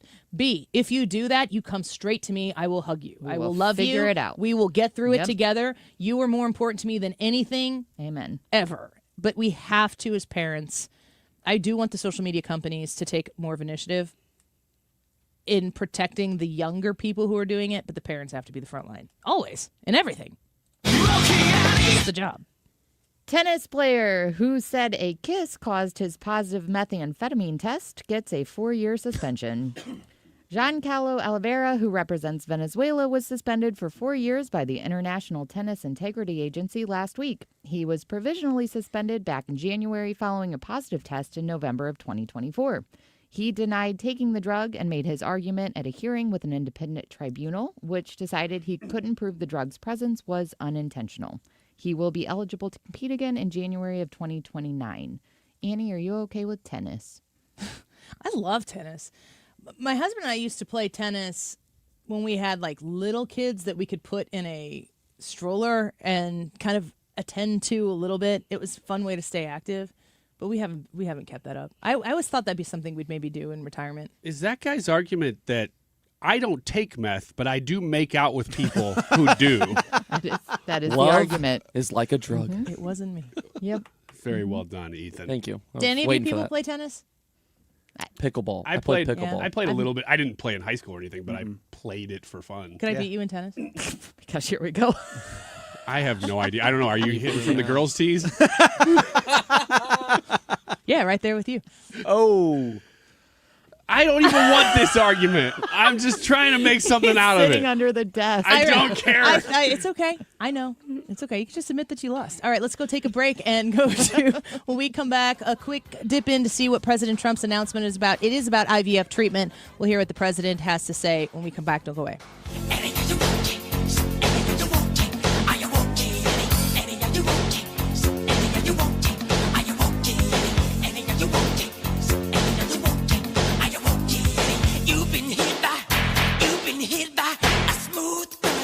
The Retirement Advisory Group. You find them online at retirementkey.com. Hire the Retirement Advisory Group to give you the worry-free retirement that you have been dreaming of. What does retirement look like for you? It's different for everybody, but you've thought about it. You know that you thought about a winter home, a snowbird home maybe. You think about traveling, going to see family, going to visit with the grandkids, maybe going across overseas or cruising or whatever it might be. Maybe it's just sitting down at your home and enjoying your place and enjoying your time and just being real simple about it. You want to make sure that that dream can become a reality, and you need a plan to get there, a personalized, structured income plan to get there. And that's where the Retirement Advisory Group steps in to make this a possibility. 314-993-9494. That's 314-993-9494. You call them to schedule a free sit-down conversation that has no obligation once you have completed that meeting, and you'll be well on your way. Find them online at retirementkey.com. You're listening to 97.1 FM Talk in St. Louis for 25 years this month.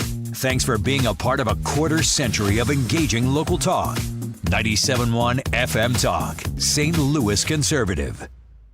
If you suffer from burning, tingling, or numb feet, pay special attention as we discuss neuropathy with Dr. Patton, D.C. Doctor, what is neuropathy? Peripheral neuropathy is nerve damage to the feet and legs. What are the symptoms? The symptoms are numbness, burning, tingling, pain, and loss of balance. Is neuropathy treatable? It's absolutely treatable, and we have amazing results. If you have burning, tingling, numbness, coldness in your feet or hands or balance issues, call us at Comprehensive Integrated Health today for a nerve damage screening. The screening will tell if you're at risk for serious complications and if you're a candidate for our cutting-edge treatment program. Don't wait until your symptoms are so severe nothing can be done. End-stage neuropathy leaves people confined to walkers, wheelchairs, and even amputations. The first 10 callers will receive a free nerve damage screening. Call 636-538-5188. That's 636-538-5188 for your free nerve damage screening. 636-538-5188.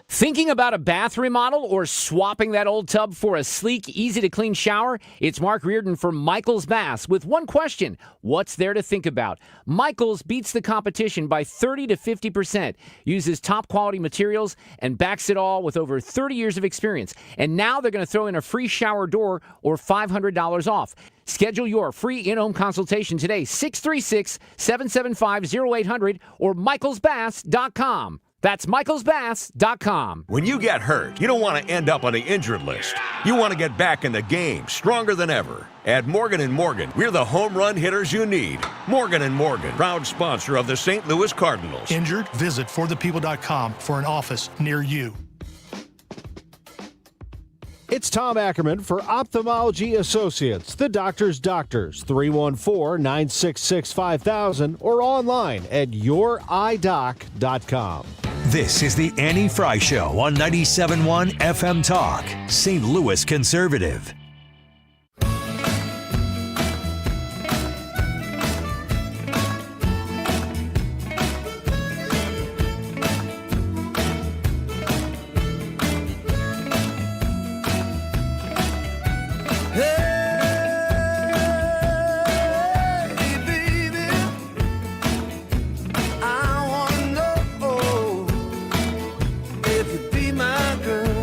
Listen to the president from the Oval Office. He's making an announcement on fertility drugs and IVF right now. Let's listen in, Brad. We just had a call, as you know, with President Putin. I thought it was a very good call, so we'll talk about it maybe later. But it went very well. We're here today to announce a historic victory for American women, mothers, and families. With the actions I will outline this afternoon, will dramatically slash the cost of IVF and the treatment and many of the most common fertility drugs for countless millions of Americans. Prices are going way down, way down. I want to thank Libby Horn, who is the Senior Vice President of Fertility of EMD Serrano. So I want to thank you. Let's see here. That's what I thought. I thought it was you. Thank you, Libby, very much. And let me also thank the Secretary of Health and Human Services, Robert F. Kennedy, Jr., whose wife destroyed the people on The View yesterday. I have to say that. She's. I'm not going to ever get into an argument with her. And you've decided, you learned that a long time ago, right? She did a great job, actually. Secretary of Commerce, Howard Lutnick. Thank you, Howard. Secretary of Labor, Lori Chavez de Rima. So you have President Trump from the White House talking about an effort to lower the cost of fertility drugs, specifically IVF. I think this is a really big deal. It sure takes the wind out of the sails from what the left was saying leading into this past election, because there's a lot of discussion. Some people from the right who were trying to make the case that IVF is like, if you're going to be pro-life, you can't be pro-IVF. And I've even heard Charlie Kirk has made arguments about like the IVF process and the thought behind it. But President Trump has always said, and Senator Katie Britt is standing right behind him, they came out strongly against any sort of anti-IVF messaging that was coming out of the Republican Party, and was like, no, this campaign and this administration is pro-IVF and pro-babies, and very much so in support of it. And this really backs that up. So massive discounts announced on fertility drugs. And, you know, you got to wonder how many people who have gone through IVF, who know that the process, are hearing this and thinking, wow, this, I wish I would have had access to that. But also, you know, maybe there's an opportunity to have more children. I think there's a problem that is attempting to be addressed here, too, which is a shrinking population. You know, this is sort of one of the weird dichotomies of the Trump administration, is that there's always so much happening and there's so much change and there's just so many initiatives simultaneously being enacted that when one like this happens, most of the country may not even know it or hear about it. And it's one that is pretty bipartisan. I think that everybody would be pretty on board with this, but I just don't know how much credit he's going to get for making this happen, because there's just always so much more in the news. And I don't know that we have enough information on it specifically right now. The Mark Reardon Show might have a little bit more once they get to it. But, you know, discounts on fertility drugs, are these negotiated with the drug companies to make it cost less, or is it subsidized? Because, boy, is that not the difference. It's a huge difference. Between one administration and the other, and what we've seen President Trump do with the cost of a lot of the other medications. Was it Pfizer who they worked with first? Yeah, Pfizer first. That the negotiations take place in the private sector to make the private sector, you know, in Trump's terms, I'm sure, correct course, so that we're not overpaying so that other countries cannot. I mean, if this is a private sector adjustment making IVF more affordable, I think that that's a pretty incredible development. If it's taxpayer dollars being taken and given to that, then that's a big government problem that I might have. Ethan, you want to give us the results of today's YouTube live chat poll? I will gladly. It's a barn burner in the YouTube live chat poll today. 238 votes. Do you believe minorities should have special consideration when drawing congressional districts? 96% say no. Told you it's a barn burner. Might have seen that coming. I don't know.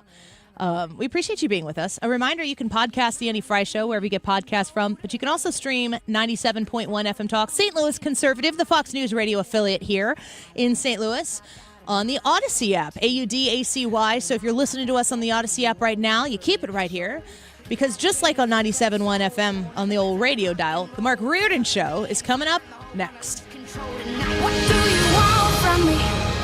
I'm not America's sweetheart. Now that we're getting older, we've been putting more thought into maintaining our health. We knew the water we drink every day could be filled with contaminants, so We called Leaf Home Water Solutions. they came to our home and did a free water test and gave us the analysis right away. We were shocked at what we saw. They found heavy metals like iron and copper. Our own tap water was putting our health at risk, but Leaf Home Water Solutions made it easy to get safer water from every tap and hose. A whole home solution. They have more than 250 product combinations and designed a system that fits our needs and budget. The installation took less than a day. With Leaf Home Water Solutions, our water is safer and healthier. When we drink, when we cook, when we shower, even when we garden. We feel better about our health. Thanks to Leaf Home Water Solutions. Schedule your free home water test today at leafhome.com/free and save 15% on all home water treatment systems. That's leafhome.com/free for your free home water test and 15% off. leafhome.com/free. Andrea's is famous for their steak sauce, created in 1978, and of course they're famous for their fantastic steaks, which you can get in Fairview Heights, O'Fallon, at the famous Andrea's restaurant. But